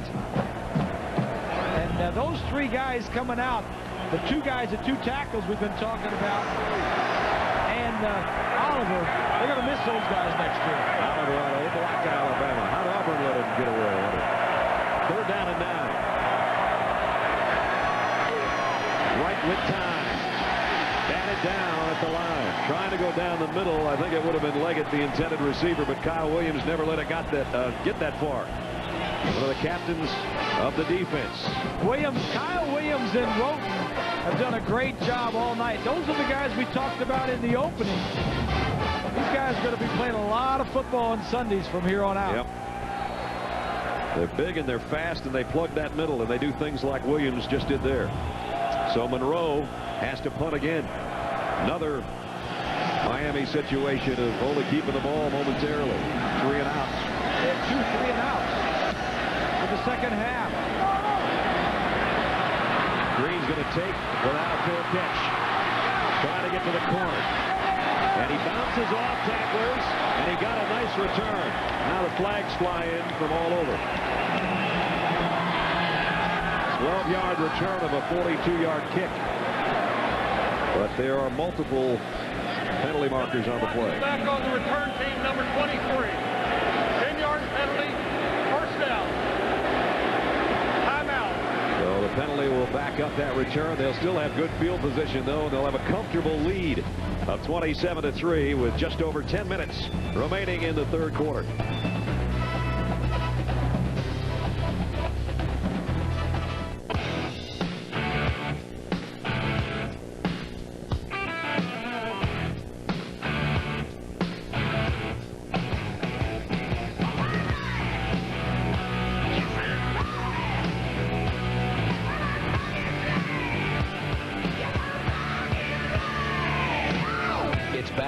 In black, the new Razor, only from Singular.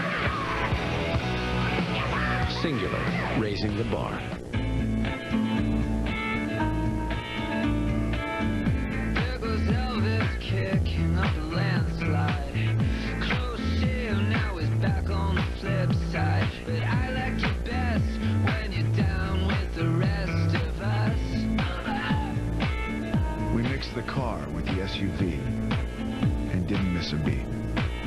The first ever Torrent, a new crossover from Pontiac, designed for action.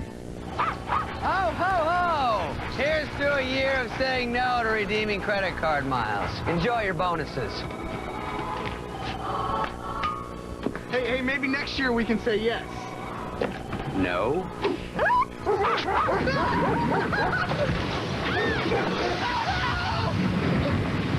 Go from no to no hassle with Capital One No Hassle Rewards. There are no blackout dates on any airline, anytime. I'm gonna work at Capital One! What's in your wallet?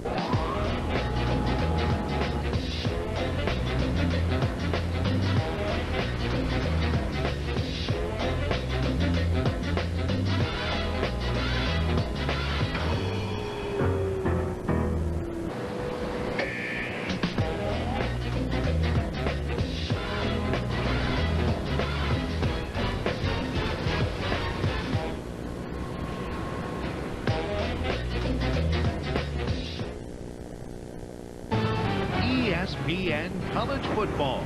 The Chick-fil-A Peach Bowl is brought to you by Pontiac.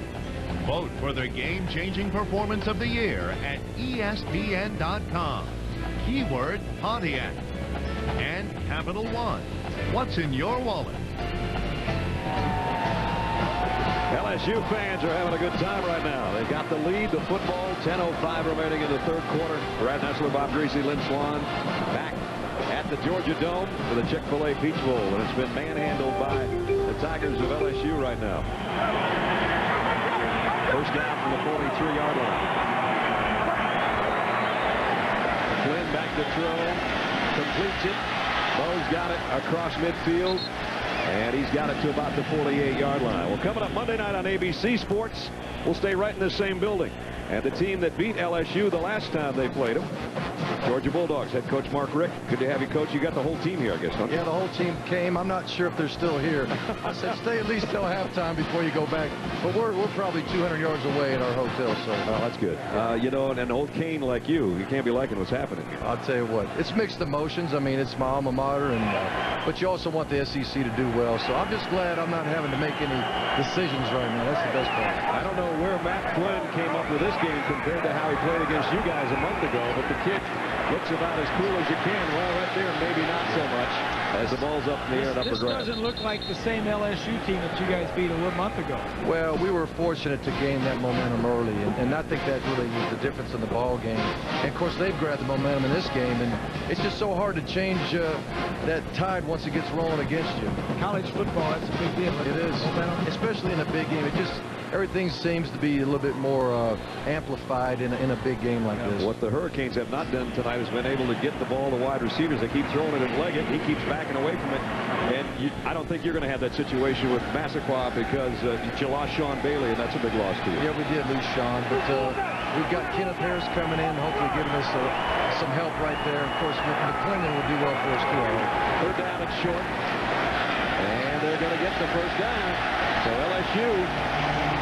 How about a young quarterback making his first start? Would you ever have thought that Matt Flynn would have come in against the Miami Hurricanes? You remember in the old days when the Hurricane defense was going along and they were putting niches on their belt? Yeah, they had like guys they were knocking out of games. Gravestones for quarterbacks. Well, I knew it was like all spring long. I just get the crud kicked out of me. And I know it's probably not professional, but I got to say, hi, Mom, because back when I played, I wasn't good enough to get him to put it on my mug, you know. So anyway, hello, Mom. Hey, Mom, good to have you along with us. I always had Jim Kelly's picture. That's right. Who was Howard Schnellenberger? Was your coach? Yeah, Coach Schnellenberger. Yeah. Actually, Lou Saban recruited me, and then the very next year, Howard Schnellenberger came in. And I missed the national championship by one season. One season. Yep. Talk about what quarterbacks that wait their time or play behind somebody else. You had Dave Green, winningest quarterback all time in NCAA history. Now you got a guy that's up on our second level up here, and we're kind of winking at him right now. Yeah. He waited his turn, and I think a lot of people will go down in history as saying maybe DJ Shockley is the most loyal Bulldog ever. Oh, yeah. I mean, I love the kid. I'm so proud of him, and I'm so glad he stayed. And I'm glad he was blessed with an awesome season. He's now a Southeastern Conference first-teamer and a SEC champion. And now you're losing. That's a bad one. I know, and I hate it. Well, and you've done a great job with him, and you've done a great job with quarterbacks. And, you know, just go back to your days at Florida State when you were the quarterback coach there and all of the quarterbacks that you developed there. Yeah, well, it's been a great experience. You know, as a player, I didn't play much. I had Jim Kelly in front of me at Miami. Then I tried out for the Denver Broncos, and John Elway was there. That's tough. And then the next place I tried out was the Dolphins, and Dan Marino was there. 3 Hall of Famers. That's right. The Hey, good Lord knew I was going to coach QBs. He knew I couldn't look in the mirror and know what a good one looked like. Sometimes the quarterbacks that don't make it make the best coaches. Well, I don't know about that either. It's been great. You got Coach Rodriguez up here, too. We're going to talk to him later. You got a heck of a matchup Monday night on ABC. I'll tell you what, their offense has really hit their stride. Pat White's been averaging close to 200 yards a game rushing the last two times they've played, and they play great defense. So it's going to be a heck of a ball game. Look forward to it. We'll be there with you. Thank you, Mike. All right, Coach. Mark Rick, head coach of the Georgia Bulldogs, in the Sugar Bowl here in the Georgia Dome on Monday night on ABC Sports, 8:30 Eastern Time. And now LSU continuing to run it down the field. Jacob Hester, the fullback, with a couple of carries and a flag on the last player. He would have had another first down. Looks like maybe it's going to be a face mask on top of it. Face That mask is the number call. 92 on the defense. That's a 15-yard penalty, first down.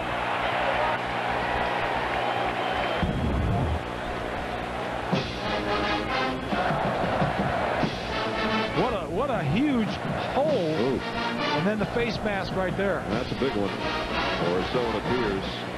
Orion Harris. It's been a long time since we've seen holes that big in the defensive line of the Hurricanes. So they walk it down inside the 20-yard line down to the 17.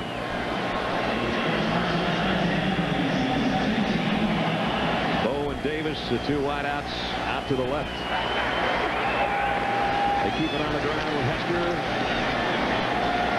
And he got a couple. Bring up second down and long. 8:15 remaining in the third quarter. All LSU right now, and the comparison, as you might expect statistically, is all LSU. 18 first downs to just 6 for Miami. You know, we'll talk a lot about it on Monday night with Georgia and West Virginia in the Nokia Sugar Bowl, but Mark Richt in his 5 years has done an unbelievable job. Over 50 wins already as a brand new head coach, and he'll be around for a long time in Athens, I think. And he is the SEC Coach of the Year. And Joe Paterno picked up another award today. Reese and the guys in the studio might have said this, but one of the awards based here in Atlanta, Joe Paterno won today, the Bobby Dodd Coach of the Year award. Hester out of the backfield. He's got it down, 1st and goal. And now they're just doing, really, it looks like anything they want. I tell you what, we've said it and we would continue to say it. Is that Flynn that's on the ground? I think it's a dive. No, it's a dive, but a great touch pass, throwing it over the defensive man and throwing it away so that the receiver can run and catch the football. A dive, this might be a cramp situation more than anything else. Yeah, Bob and Brad, when he went down to the field, he was trying to stretch his leg out and trying to keep it straight.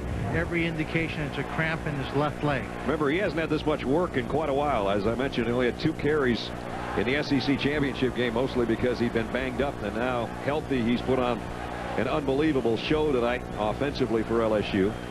And as they attend to him down there at the 20-yard line, that looks like the problem. If you see that really stiff leg, that's usually what it means, and there you go. 131 yards and a touchdown and averaging 6 a pop. So LSU now goes to their 4th tailback on the year. Broussard is out. Yeah, they've been running Hester, the fullback, some too. And then Carey. Carey played some of the first half, hasn't played in the second half yet. And they continue using Hester, the really number 2 fullback behind Stelz, the blocking back. That's what they've been doing on this drive anyway. And it's moved them down to a 1st and goal. And they can just put the stranglehold on the Hurricanes if they get another touchdown here. Number 85 right there breaking the huddle. He is a center that is also doubles at a tight end. He wears 85 when he's at the tight end spot. They run the other tight end in motion that way and give it off to Hester in the middle of the pile. The Hurricanes are there to meet him. It'll be 2nd down and goal.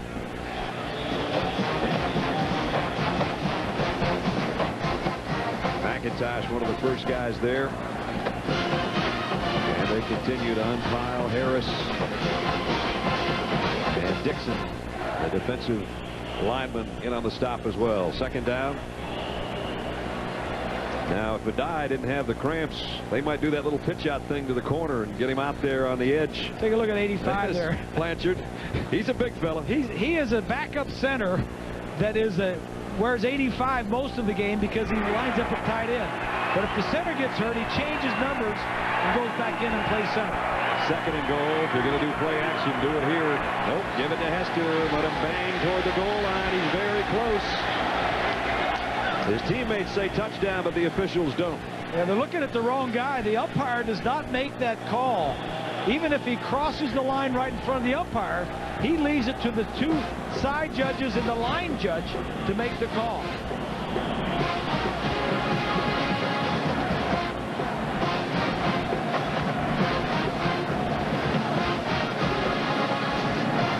Down to about the 1-foot line. LSU 60% on their 3rd down conversions tonight, and they've converted their last 4. This one is right at the Miami goal line, and it's Flynn, the quarterback. I don't think so. Not much of a surge there. Nice job defensively. Repeat 3rd down.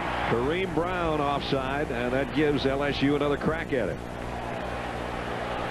Was he lined up in the neutral zone? Well, his head's over the his head's over the ball. Trying to get every inch he can, and he got too close to the line of scrimmage in the football. And now it's inches away for LSU, leading 27-3.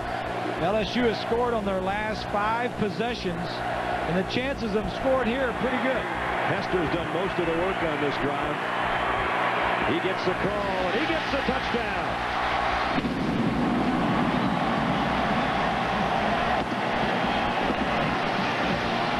Hester from a yard or less.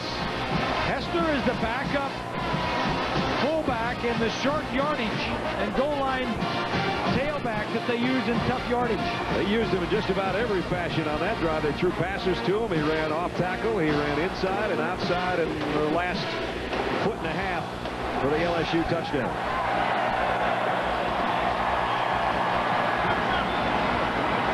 I think think you and I and Smalley didn't think we'd see 34 points between both teams because of the defenses. Certainly didn't expect 34-3 LSU. Well, Kyle Wright is a guy that's going to have to get things warmed up for Miami because they're running out of time, and they're trailing now 34-3. One car was ranked most appealing entry midsize by J.D. Power and Associates and earned Strategic Vision's Total Quality Award. It wasn't a Toyota or Honda. It was the Pontiac G6 sedan, designed to be one of the best cars in the world. And now, we've created another. The new 240 horsepower G6 Coupe. Now during the Pontiac Red Tag event, G6 starts at $15,932. The price on the tag is the price you pay, not a penny more.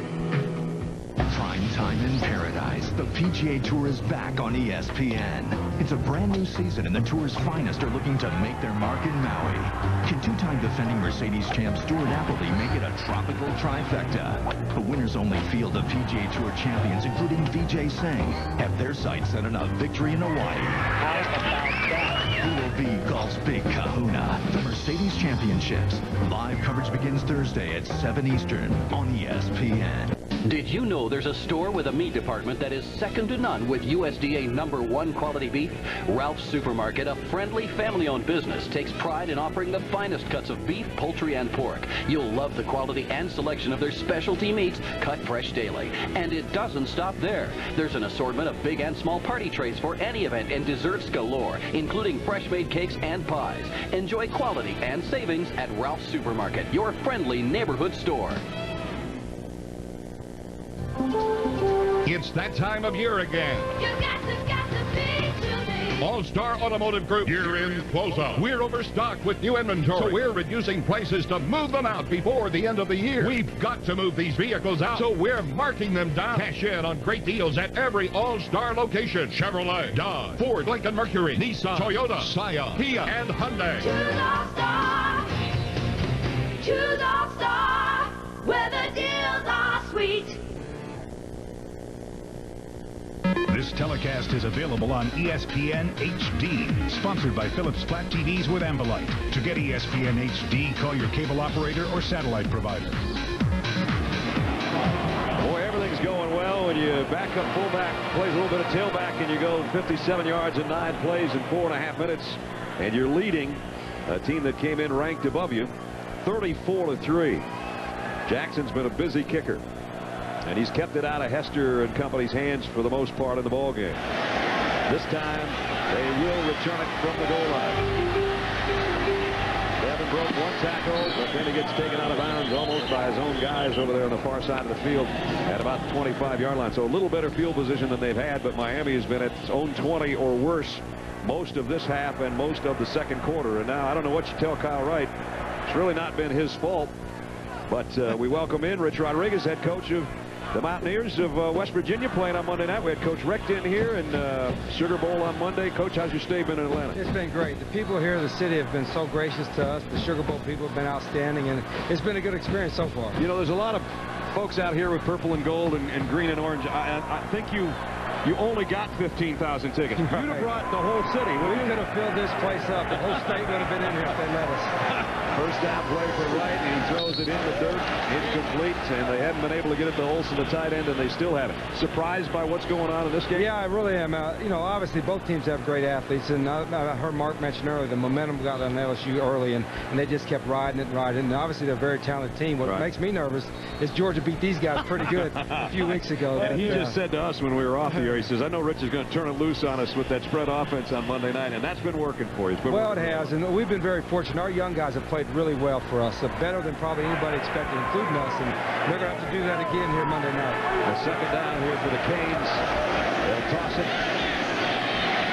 Trying to get it wide, and Hester gets what he can. They've done a lot of that with Devin Hester tonight. Bob and I talked about when you try to showcase a player and say, you know what, you're going to be our Reggie Bush in this game and all next year. And I think sometimes you get away from what you do well, and that might be part of Miami's problem. Well, and I think a lot of times happens in bowl games as well. You may almost try to do too much. Right. I mean, instead of doing what you do well throughout the season. I think there's a tendency, not that Miami's trying to do that, but nonetheless, we've had to really make sure we guard ourselves about adding too many plays, especially with a young team. Well, you got two young guys guys in the backfield that are certainly exciting. If the folks haven't had a chance to watch you play, we had you the first game of the season, and you have definitely matriculated from that time to what your offense is now. Well, you'd expect a young team to get better as you go, and I think our guys have.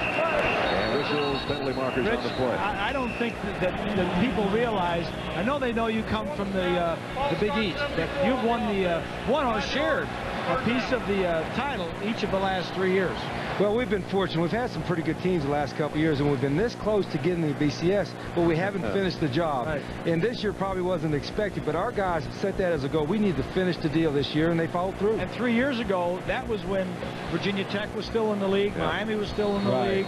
And, you know, we had some great rivalries, obviously with Virginia Tech being local, and we had some great games with Miami, and it was a shame they left, but we've moved on, our league has moved on, and we're pretty excited about the future. Swanee's got a question for you, Coach, after this 3rd and 10 for Miami as they hope to avoid another 3rd and out, 3 and out, which has been the story of this half. Wright's in trouble, and there comes the defensive line again of LSU. It's been strong all season. That's Claude Roten, one of the 2 big guys on the inside we talked about all year. Swanee, go ahead. Well, Coach, we saw you against Syracuse. You've got a very young football team. At what point in the season did this team seem to come together for you and start to show you that they could be a team that could be a champion? Well, you know, now a lot of people have pointed to our Louisville game. We were down by 17 and won in triple overtime, but I thought it happened on the road at Maryland. A very good Maryland team, a team that we've battled with the last couple of years, and it was a very tight ball game in the 4th quarter. We took a long drive, about 80 yards, to seal the game at the end. It was all young players, first-time starters that did the deal for us. Miami has to punt again. Skylar Green waiting on it, calls for the fair catch and takes it at the 31. Rich, go have fun the rest of the ball game. Thank you. Appreciate it. Good luck. We'll see you Monday night, Coach. See you Monday night. All right. Rich Rodriguez, head coach of West Virginia. They play Georgia in the Nokia Sugar Bowl Monday night on ABC. Right here in the Chick-fil-A Peach Bowl. All LSU, 34-3.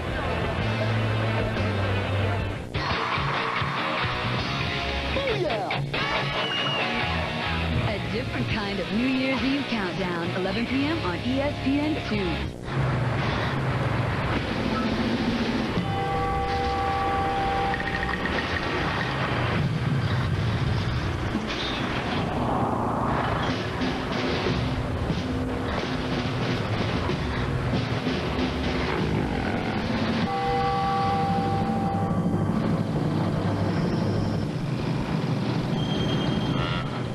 Be one of the first 100,000 to register at getacow.com and get a free football plush cow.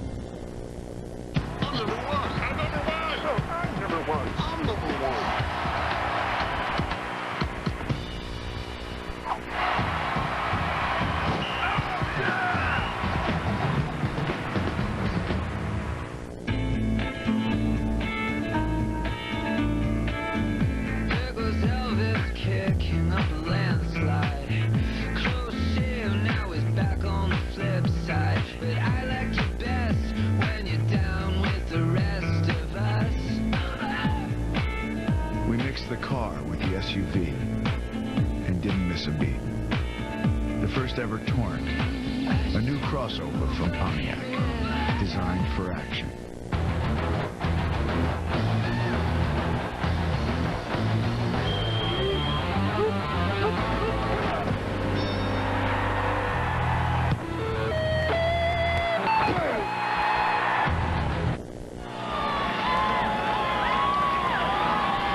Welcome back to the Georgia Dome and the 2005 Chick-fil-A Peach Bowl.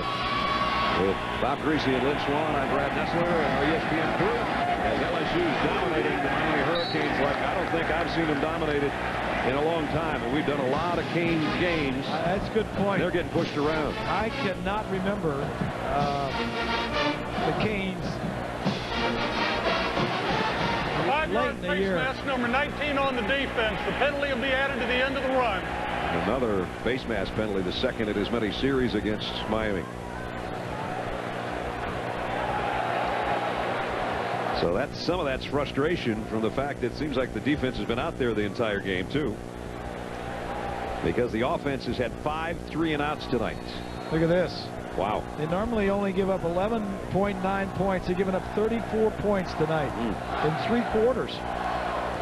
We got a lot of football left. Yards, passing yards, rushing yards, the whole works. Hester, 18, stays in there at the single back spot. He gets the call. A nice stiff arm and a good run around the left side, and then he just bowls over Brandon Merriweather. Wow, nice run. 20 yards. This kid is just a true sophomore. And with all those speed guys that LSU has, he found a spot over at fullback. Watch the offensive line. That's Livings, number 71, doing a nice job. Breaks the tackle and runs over Merriweather. He packs a good wallop. He's a 232-pounder out of Shreveport. It's a tough kid. You can always use those tough kids that can block and catch the football. And he's got 52 yards on 8 carries. And caught a pass on the last drive as well. Getting some work. He maybe didn't expect this much work tonight, but I know he's happy getting it. Puts his head down and again gets forward progress out for about 3 yards. Reminder to tune in to the Rose Bowl game on Wednesday, January 4th to find out the Pontiac game-changing performance of the year. You can vote now at ESPN.com. Search Pontiac. The winning school will receive a $100,000 contribution toward their general scholarship fund from Pontiac. If they had a game-changing performance by Pontiac for the bowl game, my vote right now would be Matt Flynn. If it wasn't Flynn, it'd be Joseph Adai. I agree with you. They've both been sensational on offense. Well, you know, there have been some big surprises in some of the bowl games already played, but this has got to be one of them. This is one of the feel-good stories, as Swanee said, the kid you're looking at right there, number 15. And now it's Carey getting a carry. Well, it's going to provide some interesting practices in spring ball. No kidding. If Jamarcus Russell can get back from the shoulder and wrist injury, I understand the wrist injury might be a little bit more serious than first thought. And I don't know if he's going to be able to participate in spring practice, but certainly with Matt Flynn's performance here tonight and the young rookie that's freshman that's being redshirted, Perilou, there'll be a bunch of competition in spring practice. Skylar Green's in at back and wide receiver. Chris Jackson missed his first field goal, hasn't missed one since. This will be a 46-yard attempt. He's hit from 47 tonight. Flynn to hold, and he's going to keep it and pitch it. Jackson on the corner. First down, LSU. When it's going right, it's really going right.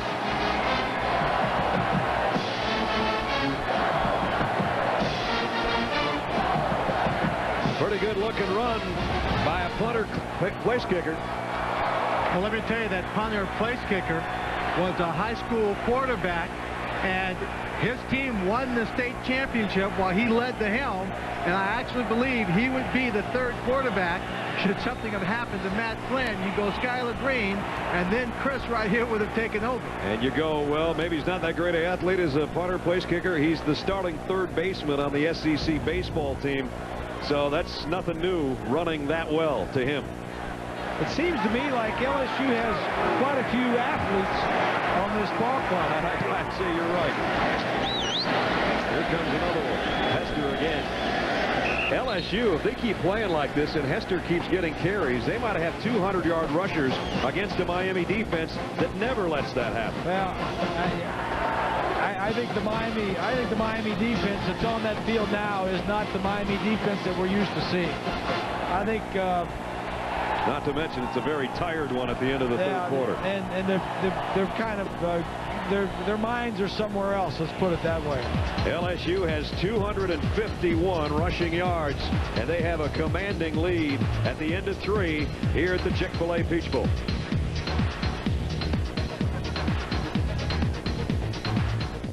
Georgia, West Virginia, the Nokia Sugar Bowl, Monday on ABC. In a time of hunger, empires fall, heroes rise, and chicken rules. Cows in shining armor. The 2006 Chick-fil-A calendar. Meet Charbroilerman, Reuben Hood, Bold Hook, and more. Just $5 and filled with coupons for delicious food. 'Tis nobler to eat more chicken at Chick-fil-A.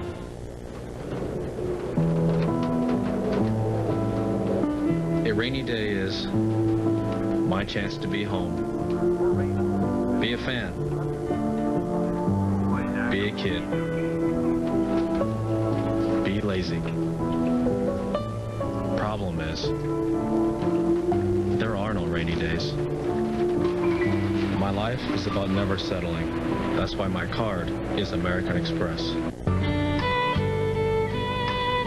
Contentment reigns, thanks to the consistent warmth of natural gas heating. Efficient, reliable, ready when you are. For heating, hot water, and cooking, you're always comfortable with natural gas. Did you know you can pay your bills online at atmosenergy.com? Save some red, save some green. Red tag pricing is store-wide at Supreme Chevrolet. The year-end closeout red tag price is the price you pay, not a penny more. Like the 35 mile per gallon Aveo, red tagged at just $99.95. Under 10 grand buys a brand new 4-door Aveo. Hard-working Silverado Crew Cab, red tagged at just $22,998. $22,998. The red tags are out at Supreme Chevrolet, but hurry. Supreme Chevrolet, not far from where you are.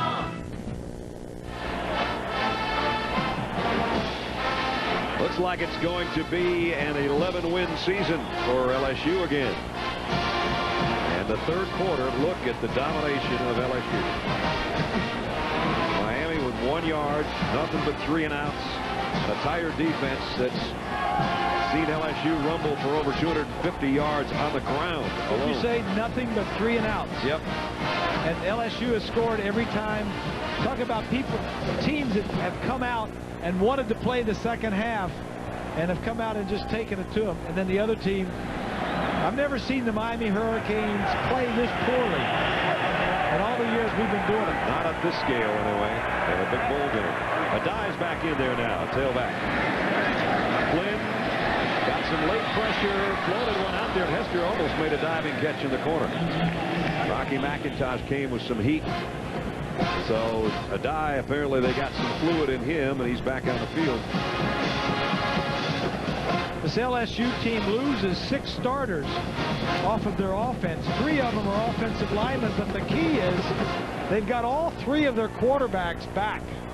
Their top quarterbacks, Russell, Flynn, and Pearl. That might be one too many. Well, that's true. Plenty. And they have their wide receivers back. Adai is a senior, but Vincent and Broussard will both be back. And they've got, the recruiting has gone very well over there since Nick Saban left, and it's continued. Coach Miles' team takes a timeout, leading 34-31 here in the fourth quarter of the Chick-fil-A Peach Bowl.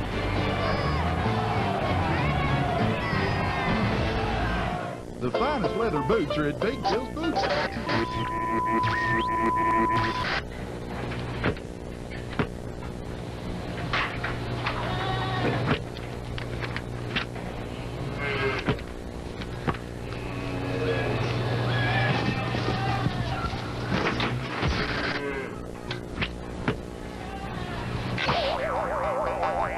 Be one of the first 100,000 to register at getaccount.com and get a free football plush cow. I can't believe I ate that whole thing. Oh, where have I heard that before? I can't believe I ate that whole thing. Okay, I ate it. I can't believe I ate that whole thing. Take your Alka-Seltzer. People overdo it. That's why for 75 years they've reached for Alka-Seltzer to break up and dissolve away stomach discomfort and pain fast. Good night, dear.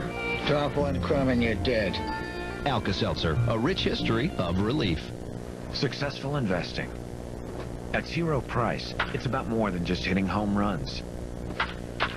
It's about a consistent, steady approach year after year. For each 1, 5, and 10-year period, over 70% of our funds beat their Lipper average. Low-cost mutual funds from T. Rowe Price. Invest with confidence. Request a complete prospectus or profile with investment objectives, risks, fees, expenses, and other information to read and consider carefully before investing. This year, during the Bowl Championship Series, Ford is giving away a bunch of ultimate tailgating F-150s like this one every time a touchdown is scored during the special Ford quarter of each BCS matchup. Hey, big fella. How the bratwurst doing? Good. So, y'all want your buns toasted? And one lucky truck winner will win a tailgate party with country music star Toby Keith. Log on to ESPN.com, keyword Ford to enter, and watch the BCS January 2nd through the 4th on ABC.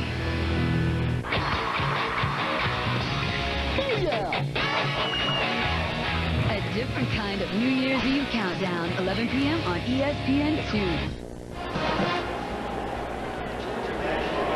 The Bowl Challenge Cup is presented by Cooper Tires. This trophy is going to go to the conference with the highest winning percentage in the bowls. The ACC off to a 3-1 start. Georgia Tech being its loser. Looks like it might be 3-2 by the end of the night. This is the first of 6 SEC bowls. So we'll see who wins the Bowl Challenge Cup presented by Cooper Tires. Big Ten's not doing so well either. They're over right now. And they've got, what, 3 chances left?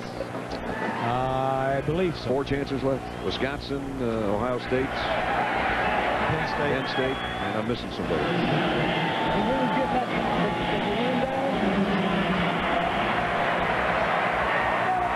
Third down and 7. Flynn throws a little slip screen pass on the inside. It's going to be well short of a first down, but LSU's got an opportunity to kick and add more points to it with a 34-3 lead. 14:40 remaining here. And out trots Colt David this time. Chris Jackson's leg's about ready to fall off. Actually, Colt David is their short field goal specialist, if you will. A walk-on. 3 out of 4 on the season on his field goal attempts, and he gets a crack at it from 30 yards in the right hash. Last time they faked it to keep this drive alive. Illegal substitution on the offense. In a timely manner. That's a 5-yard penalty. 4th down. Make your substitutions in a timely manner. It's about the only thing that's going wrong for LSU tonight. Well, there goes Les. He's getting a little animated. There you go. That. Yeah. He gets fired up when he's up 31. He's an old offensive lineman. Now he's getting on. He's getting on another offensive lineman. Yeah, and McGill's going, I got it, Coach. I got it. I got it. Wasn't timely enough for McGill. Now we'll try it again. 35-yard attempts. Again, Flynn to hold.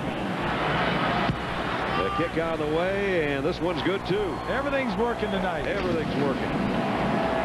37-3, LSU in front. Time for 30-30 update with Reese Davis. Reese. All right, Brad. Kobe Bryant suspended 2 games without pay after elbowing Mike Miller of the Grizzlies in the throat. Now, Kobe is appealing this suspension right now, but that shot right now going to cost him 2 games without pay. And the Saints headed back to Louisiana. Their practice facility should move in there next month. Their owner, Tom Benson, says he's optimistic they can play games in the Superdome by September. Some state officials say it'll be later than that, maybe November. The Saints on their way back home. Sports Center after the game, ESPN News all the time. All right, Reese, thank you. And that means that the Nokia Sugar Bowl will return to New Orleans next year as well. And, of course, with everything that's happened with the Hurricanes on the helmets of LSU this year since Hurricane Katrina and Rita, they have not only had the fleur-de-lis, which kind of always represents New Orleans folks and the folks in Louisiana, but that 3 states where the Hurricanes hit, little patch down there as well, as they kind of honor all the folks that have gone through so much turmoil and such a disruptive season for Tulane and LSU and Southern Miss and all the schools that had to go through what they went through. And the way that Les Miles in his first year, he was telling Bob and Lynn and I the other day, I mean, really, when you talk to him a long time about it, and you don't talk X's and O's, just what these kids had to go through. He said basically before and after every practice, we had to kind of take a look at things, who it was affecting on the team, what family members it was affecting, and then try to practice and then pull the team back together. He said we never put it behind us. It was an ongoing thing. Could not put it behind us. He says it was a season goal. Right. The season goal had to be the players. And it was the players that came up with it. Yep. And the players decided we're going to play for the people of Louisiana. He said, I couldn't do it anyway. He said it would have sounded phony. The players would have known it. I felt it and I thought it, but I couldn't say it had to be their decision. Yeah. And he said they got together as a team with the senior leadership and said, we're gonna put a 10 or 11 win season, maybe get to a national championship for the folks in our part of the country. And while they won't win a national championship, they're on their way to the Chick-fil-A Peach Bowl title. And that was probably the first best decision that he made when he arrived at Baton Rouge, because here he is coming from Oklahoma State. Right. Now you come down and everybody says, hey, Nick Saban's gone. We gave you a good football team. You take this over and go. And then Katrina comes through and everything changes. The population of Baton Rouge doubles in overnight. And all these people from New Orleans are coming up to Baton Rouge. Players are giving their beds up for people. And their apartments. 5, 6, 7, 8, 9 people in their apartments. And he says, and Les says, all right, the night before the game or 2 nights before the game, try to get some sleep. Get your bed back. Well, one of the things, Bob, you talked about a little bit. You said most football teams and coaches, when something bad happens, you put it behind you right away. You forget about it and you move on. These guys couldn't do it. There were players on the LSU team that didn't know where their family members were for more than a week. And the whole team came together as a family behind each other to make sure they stayed together and stayed strong. And you talk about a lot of guys sleeping in the same room, families.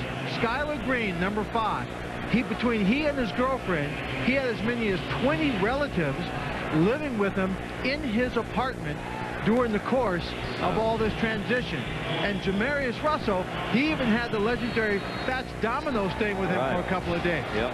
So everybody turned out and did what they could. It was something you could not put behind you. And I would dare to say that Les Miles and his personalities and his beliefs put him as the right man in the right place at the right time for this football team. Yeah, good points, Wanick. Well said. I asked him yesterday, biggest challenge of your coaching career? I don't think there's any doubt about that. Skylar Green, who Swanee just talked about, takes it from the 31, and Skylar Green across midfield and down to the 47-yard line. He almost broke it. 23-yard return of a 41-yard punt. Les Miles, it's not easy to win 10 in your first season, especially in this conference. And there's the other guys that have done it, including our cohort at ABC and ESPN, Coach Bowden at Auburn. Yep. Mike Archer at LSU. And now Les with 10, and it's soon to be 11. And, you know, they started the season on the road at Arizona State in a transplanted home game, won that. And then the Tennessee game, it looked like they had it in hand, and they lost just a heartbreaker in overtime.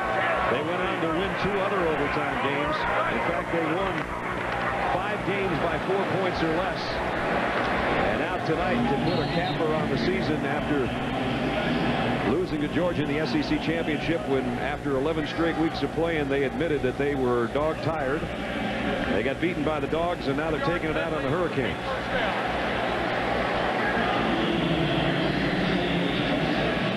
We asked the LSU folks what they thought that their play of the year was, and their choice was at Arizona State. Jamarcus with a 39-yard touchdown to Early Doucette with 1:13 to go, and the game played at Arizona State due to Katrina. They won it 35-31. So they think that the biggest play of their year was the very first one after all the trouble with the Hurricanes and games that were delayed, including the Tennessee game that got moved to a Monday night. So that was their play that they thought kind of started their season. And I know some of the folks at LSU, after having Coach Saban there, when they lost to Tennessee, they were like, whoa, wait a minute, who's this guy we hired? Yeah. Well, the guy you hired's only lost 1 game since then. Yeah. So. And that was the first time back in Baton Rouge after the Hurricane. Right. The feeling I watched that game. I mean, there was so much emotion in that stadium. I mean, the LSU players came out. They were sky high, and Tennessee was they didn't know what to expect. Every team that played in Baton Rouge this year at a home game, except Florida, flew in the day of the game. Yep. So it was kind of a Star Wars type of thing. Where they, this is something we've never done. We've never played the same day we fly in, and we've never played in an area that's been ravaged by a hurricane. You saw Williams and Pittman, one side of the defensive front for LSU, heading to the locker room. I would assume it's the same story that maybe a die had. Need fluid quickly. 12 minutes and change remaining as Flynn gives it off to a dive. He gets to the 40-yard line. And right now, LSU just like to get a time-consuming drive going here, make sure nobody gets hurt, and get out of town. They were determined to not have the kind of performance they had back on the first Saturday of December here against Georgia. They said that wasn't what we wanted to do in that game, and we don't want that to happen tonight. Boy, they have not let it happen from the opening kickoff. Miami took a 3-0 lead. LSU has scored 37 unanswered. Second down and 4.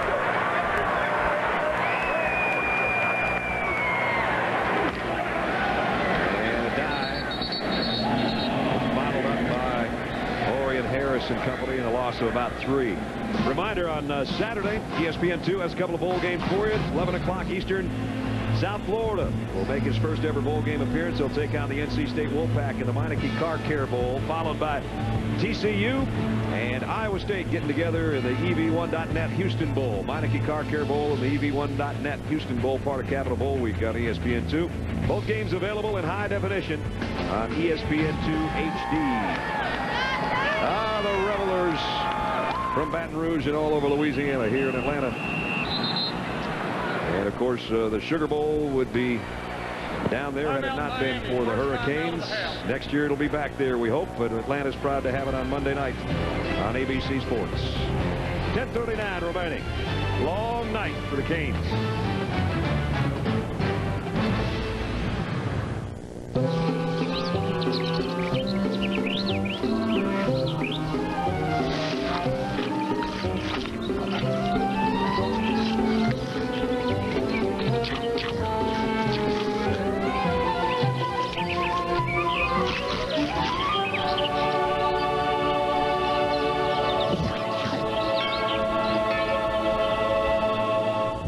First 100,000 to register at getaccount.com and get a free football plush cow.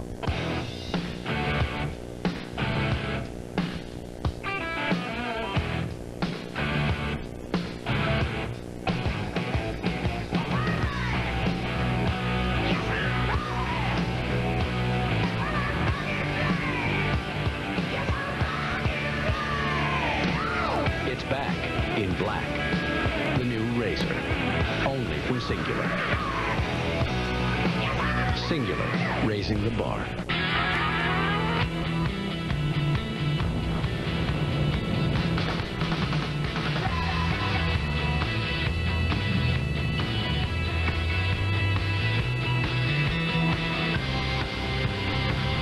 Because a car shouldn't just use energy. It should create it. Introducing the mid-size Ford Fusion. More innovation from Ford. For a life in drive. My knee used to ache so bad, I couldn't go out. I used a heating pad. I couldn't go out. Then I found Thermacare heat wraps for knees. It heats up. The pain melts away. It's like a heating pad that can go anywhere. Like me. 1839, Fred Miller considers his father's field politics, but realizes the world needs a great beer more than it needs another politician. Good call, Fred. Pick up some 1855 lager, our tribute to Fred's first beer. ESPN College Football. The Chick-fil-A Peach Bowl is brought to you by Chick-fil-A. We didn't invent the chicken, just the chicken sandwich. And in part by Ford F-150. Built Ford Top. Yeah, there was some talk about whether the LSU fans would come back to Atlanta twice in a month. I think the ones that came back are pretty happy. They lead 37-3. And a 3rd down and 6 upcoming. Matt Flynn, his first start has been sensational. Getting some pressure here. He's going to run with it. He's got a big opening inside the 30. Slides down at the 21. Great mobility, good speed, as Bob said earlier, and he goes for 21 yards. You know, as advertised, this kid has not done anything to surprise us to the negative side. I mean, they told us he was a hotshot high school prospect coming out. He's been there 3 years. He knows the system, and he's had an opportunity to play, and he has done. The biggest thing he's done is he has not made negative plays. I was going to say, I don't know if it's physically or as far as the smart things he's done tonight. He's been pretty impressive in both categories. I mean, LSU is -10 in the turnover margin. That's 106th in the nation. And they have not turned it over tonight. Hester again on the carry, got 3 as we work our way under the 10-minute mark.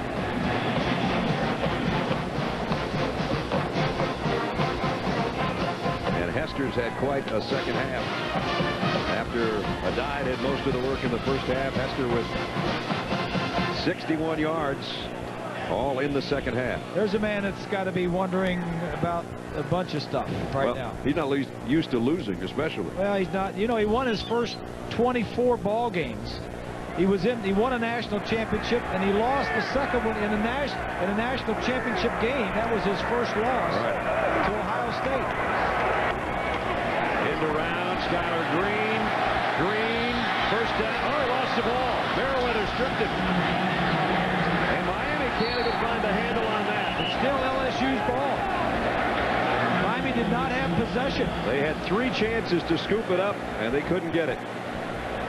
Larry Coker is the keeper of the keys for the Miami program. As we take another look. Now that was a Merriweather almost took it out of his hands. Jennings that knocked it loose. I thought it was Merriweather. Well, one of the two. Miami never had possession of it. There's Merriweather flying through there. And then Jennings, the one that tried to scoop it and run with it and couldn't. And then Ponder had a shot, and LSU ended up with the football anyway. Had a good thing going, Skylar did. He was thinking end zone. Yeah. Just didn't take the ball with it. But Larry Coker knows that he is just in charge of the ship right now. I mean, it's been Butch Davis had it for a while. Dennis Erickson had it for 6 years and won 2 championships. Jimmy Johnson had it for 5 years and won a championship. And Howard Snellenberger really got it turned around. He was in charge for 5 years and won a national championship. Well, he almost had his head taken off by Brian Paddock. Loss of 10. So Larry Coker knows that, you know, he's in charge of this now. They've always had good players. Players want to come to the University of Miami. This, for Miami, is not the way they wanted their season to come to a close, because as we talked about 3 hours ago, I asked both coaches yesterday, is this the end of your season or the beginning of next season? And Les Miles right away said both, because a lot of people think that these 2 teams could be in the national championship picture next year in the preseason rankings. Another 50-yard field goal attempt. Jackson missed his other 50-yard attempt. He didn't miss this one. Got it. Boy. He's missed one and he's been perfect since, including a couple from long range. I think this big win against the Hurricanes doesn't solidify Les Miles at LSU. And not only about that, but kind of what I was talking about for next year. Coaches and teams aren't stupid now. They know that if you leave an impression in the minds of the preseason voters that you pounded somebody in your bowl games, LSU's going to be up high on the list to start with next year. And sometimes, as you said, USC and Texas start 1 and 2, they stay 1 and 2. That's right. That's exactly right. It's a good point. Especially knocking off Miami. Right. LSU scored on 8 straight possessions now. The Fiesta Bowl against Arizona was the largest previous bowl defeats. And unless something good goes for the Canes in the next 8:20, he's going to erase that one and put that new one in the record book. You know, Larry Coker is a nice guy, and he doesn't like to make changes, but the offense is too good. I mean, to not score many points. The offense is too good not to score more than 10 points against Georgia Tech a couple of weeks ago. They've lost 2 of their last 3 games. He brought in Pete Garcia, who was with Butch Davis at Miami, and then he was at Cleveland. Esther can't field that one either. This is a surprise that we're seeing tonight. Bob's Bowl surprises so far. Georgia Tech losing the way they lost at Utah. They were a big favorite. Navy scoring 51 points. Nebraska, Michigan losing. That's 5 losses this year in 12 games for Michigan. And what a way to lose is right. Oregon made a lot of noise about thinking they belong to the BCS, and Oklahoma took care of that business. Yeah. And now LSU shellacking Miami here in the late stages of the ball game in Atlanta. Look out. That kind of night for Kyle Wright and company. This has got to be embarrassing for the University of Miami. Another look at Bob's Bowl surprises. Missouri. Boy, Brad Smith had a good game today, didn't he? Yeah, Steve Spurrier in South Carolina were winning very comfortably until the end, and the Miami Hurricanes never even showed up tonight. That's the biggest surprise. They have 13 plays in the second half. They have 0 yards. That's not good. Second half, nothing. Trying to get something going at Quadrant Hill. Quadrant's really about the only guy that's gotten any offense going tonight, and the only guy that can catch the ball, it seems. LSU dominating defensively. We told you their defensive line, one of the best in the business. And they've swarmed Charlie Jones under. They have pressured Kyle Wright. They've knocked down his passes. And all night long, they've made it a headache for him to try to find a receiver. And when he has thrown it, the receivers haven't been too good. Has Greg Olson caught a ball? The tight end, who's basically an all-American type tight end. No catches tonight. No catches. How about a big shout-out to Bo Pelini for the job he's done for LSU as a defensive coordinator. New system, new terminology, great use of the talent he has. Maybe even better results. Well, the first 2 games, Louisiana State gave up 31 points and 30 points. And then after that, nobody scored more than 17, and they only got in double figures twice. And going through the SEC, that's pretty good feat. You may have seen Bo with a little bit of a smile on his face. That's about as big a grin you're going to ever get out of that guy. He's having fun when you're playing this well. They've done a great job. Miami's deepest penetration to this half has been their own 29-yard line. They haven't even gotten across midfield. Monroe, the kick. Late fair catch call by Skylar Green, but he got it called in time. LSU with the ball. An insurmountable lead in 6 minutes to play at the Chick-fil-A Peach Bowl when we come back.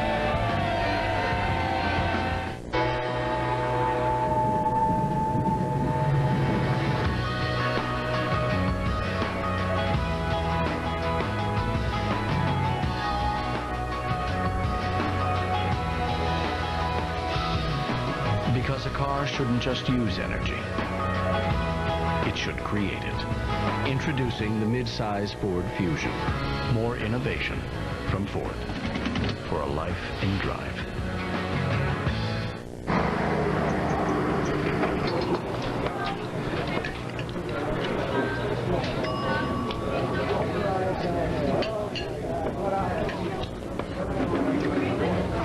So Mike Ditka called you a bedwetting mama's boy. It was great radio. Pass salt.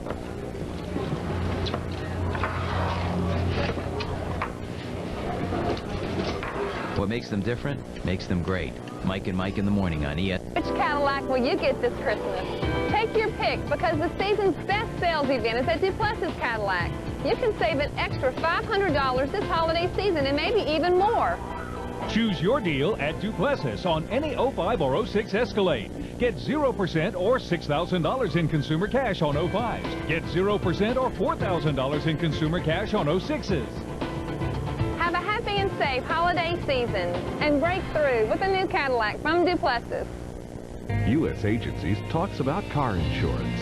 Our goal is to provide the very best coverage for the best price. Our customers buy directly from us, and that makes a big difference. Good drivers are rewarded. Their rates can actually go down. Buying direct from U.S. Agencies could save you as much as 20%. U.S. Agencies is changing the way people buy car insurance, and it's a change for the better. So give us a call. Visit any location or log on to usagencies.com.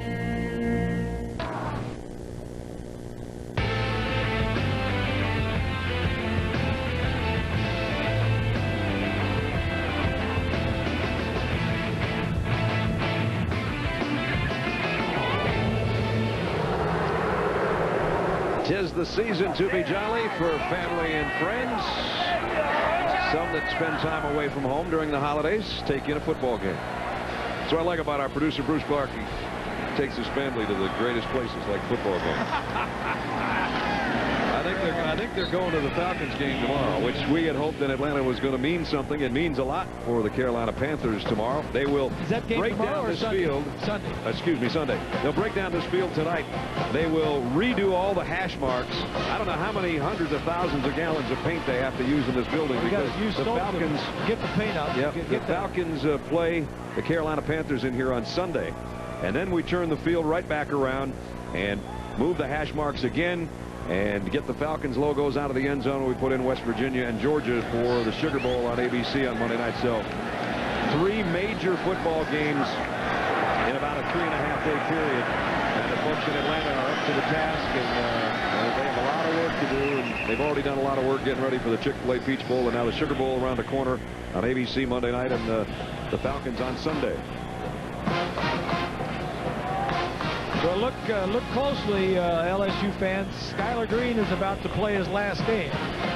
He'll be moving on to the NFL, and he'll be a good weapon there, too. Like I said, they lose 6 starters, 3 in the offensive line. Defensively, they also lose 6 starters, so they'll have a good nucleus coming back, but they need to replace some real leaders on that defensive side, especially Kyle Williams and Roten. If they can do that, I think they're going to be in the hunt. They're an awful good football team.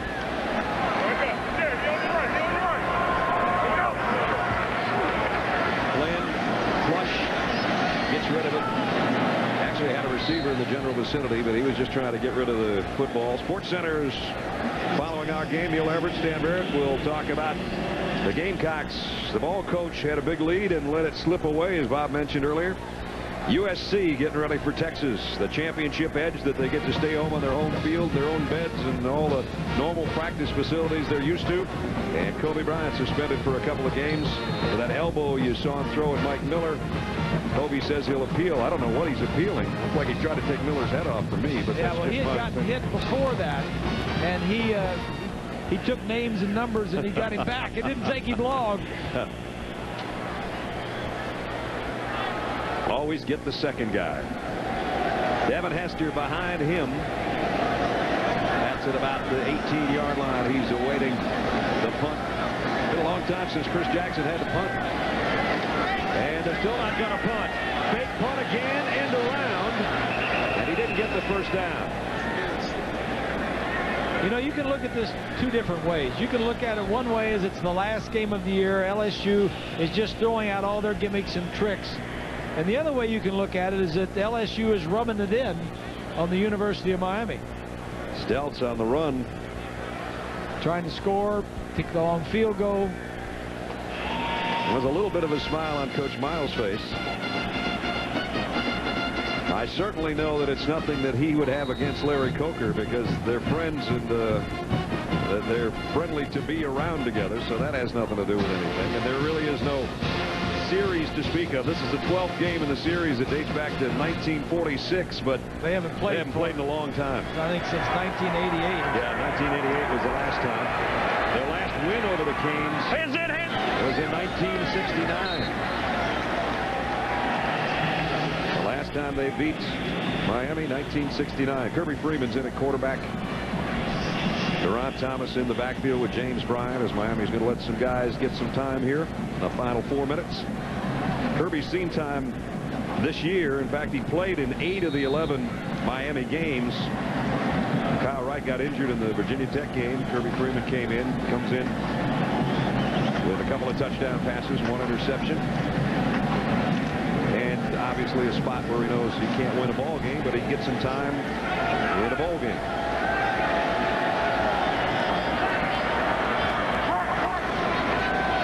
Devin Hester on the toss. And while this was fun to watch early and it seemed to work, it's not working anymore. Yeah. Flag on the play. And after we check the penalty from John Bible.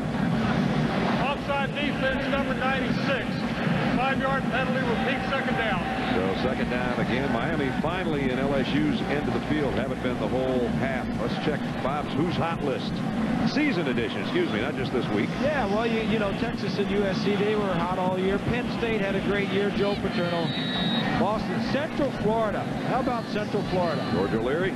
Georgia, Auburn, UCLA had a great year. Alabama with Mike Shula.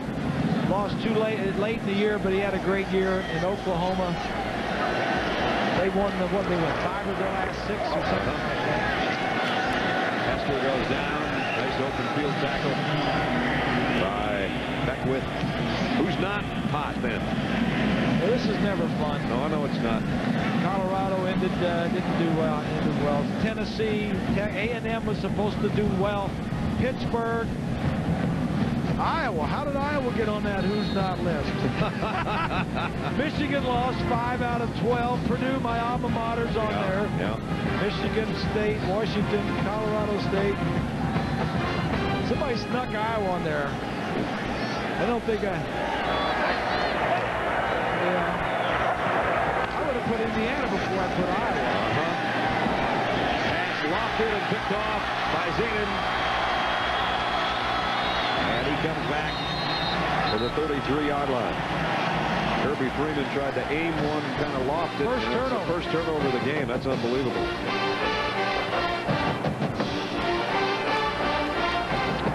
There's the Chick-fil-A Peach Bowl trophy.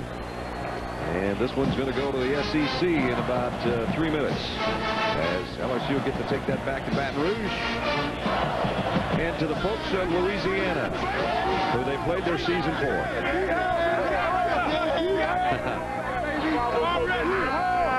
Boy, it's fun when you win in a...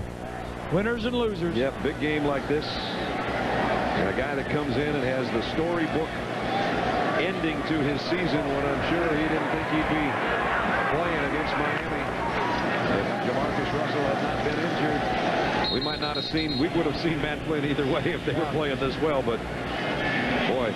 Well, again, it brings up a lot of talk after the football season, and I'm sure around Louisiana and all around down there, they're going to be talking about Matt Flynn. But Jamarcus Russell is an outstanding football player. Yeah. A strong arm player, makes big plays, smart, intelligent. He just can't move around and do the things that Matt Flynn can do with his feet. And Matt Flynn, at least tonight, has been a lot more consistent.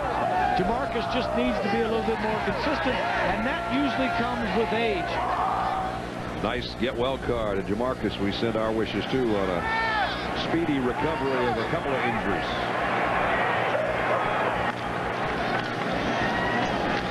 Hester, boy, tough run, close to a first down.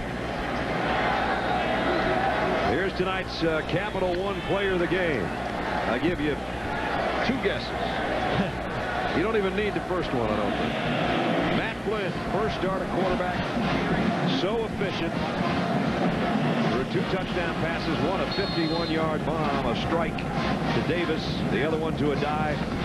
And Joseph Adai, I'm going to give him part of that player of the game because he had one of his best games of the season, too, and we struggled back and forth between the 2 guys. Adai had 130 yards on the ground and a touchdown reception. It's not so much what Matt Flynn did, and he did a lot, but it's what he didn't do, and that is turning the ball over, making silly mistakes. He just kept them. He managed the game like, you know, like you didn't miss anybody. I mean, he just... Cool under pressure. Just like he belonged. He was cool under pressure is right. Sports Center follows us in about a minute and a half.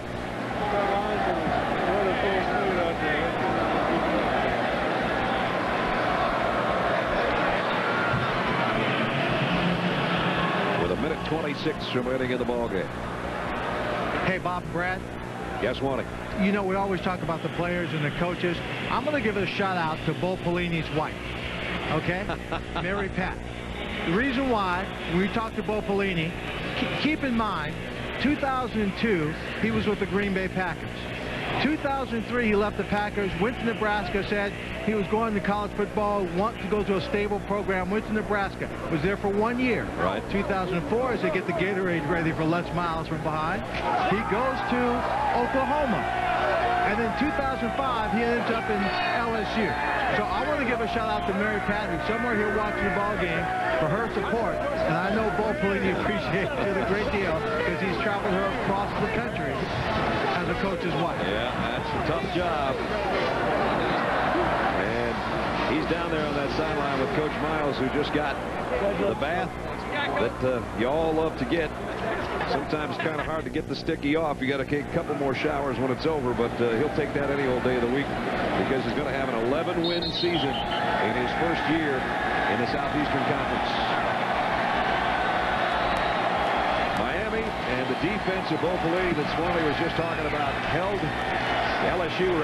Miami without a first down for the final 40 minutes of the ballgame. LSU has come a long way.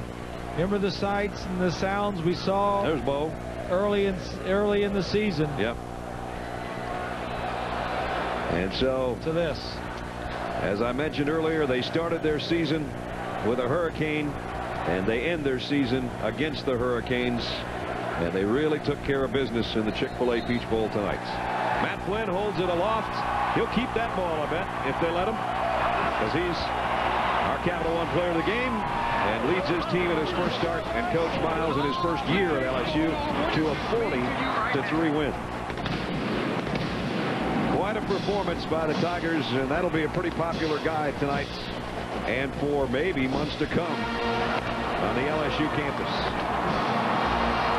Swanee is down on the field getting situated, and I think he's just about ready to join us with Coach Miles. Lynn?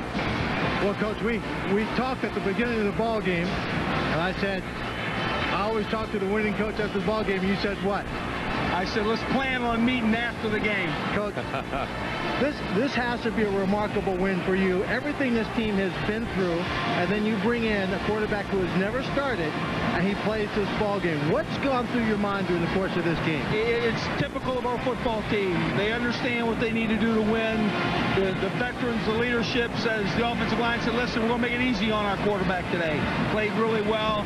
He has a calm and a natural leadership ability, and it just allowed him to play. Our defense came to play to take away their offense, and it was a team victory. Was that the most remarkable thing about this game, the fact that the team took the pressure off the quarterback and made Matt feel like he didn't have to win it by himself? Like I said, the hurdles and the obstacles that this team has overcome, the 05 team would, in my opinion, go down as a very special LSU team. This game was typical of their performance. This game was typical of their performance, but you had to believe it was going to be a tighter ball game. What made the difference in this game? Well, I just, again, I think the offensive line took control. When we could rush the football, give time to our quarterback can throw, our receivers can catch. And then when the defense comes on the field and really takes away their offense, I mean, it was just a matter of time. Coach, this is a great win, but I truly believe you were the right man at the right time for this school and for this program during all that went through this year. Congratulations to you. Thank you very much. My pleasure. Congratulations. We had ours from up here in the booth. An 11-2 season for Les Miles in his first year as the Tigers dominate Miami tonight. Was it the end of this season or the beginning of next? Coach Miles said both, and what a way to start next year. 40-3 is the final score. For Bob Greasy, Lynn Swan, and our ESPN crew, Brad Nessler saying so long from Atlanta. This has been a presentation of ESPN, the worldwide leader in sports. Congrats to the Chick-fil-A Peach Bowl champions. Sports Center's next.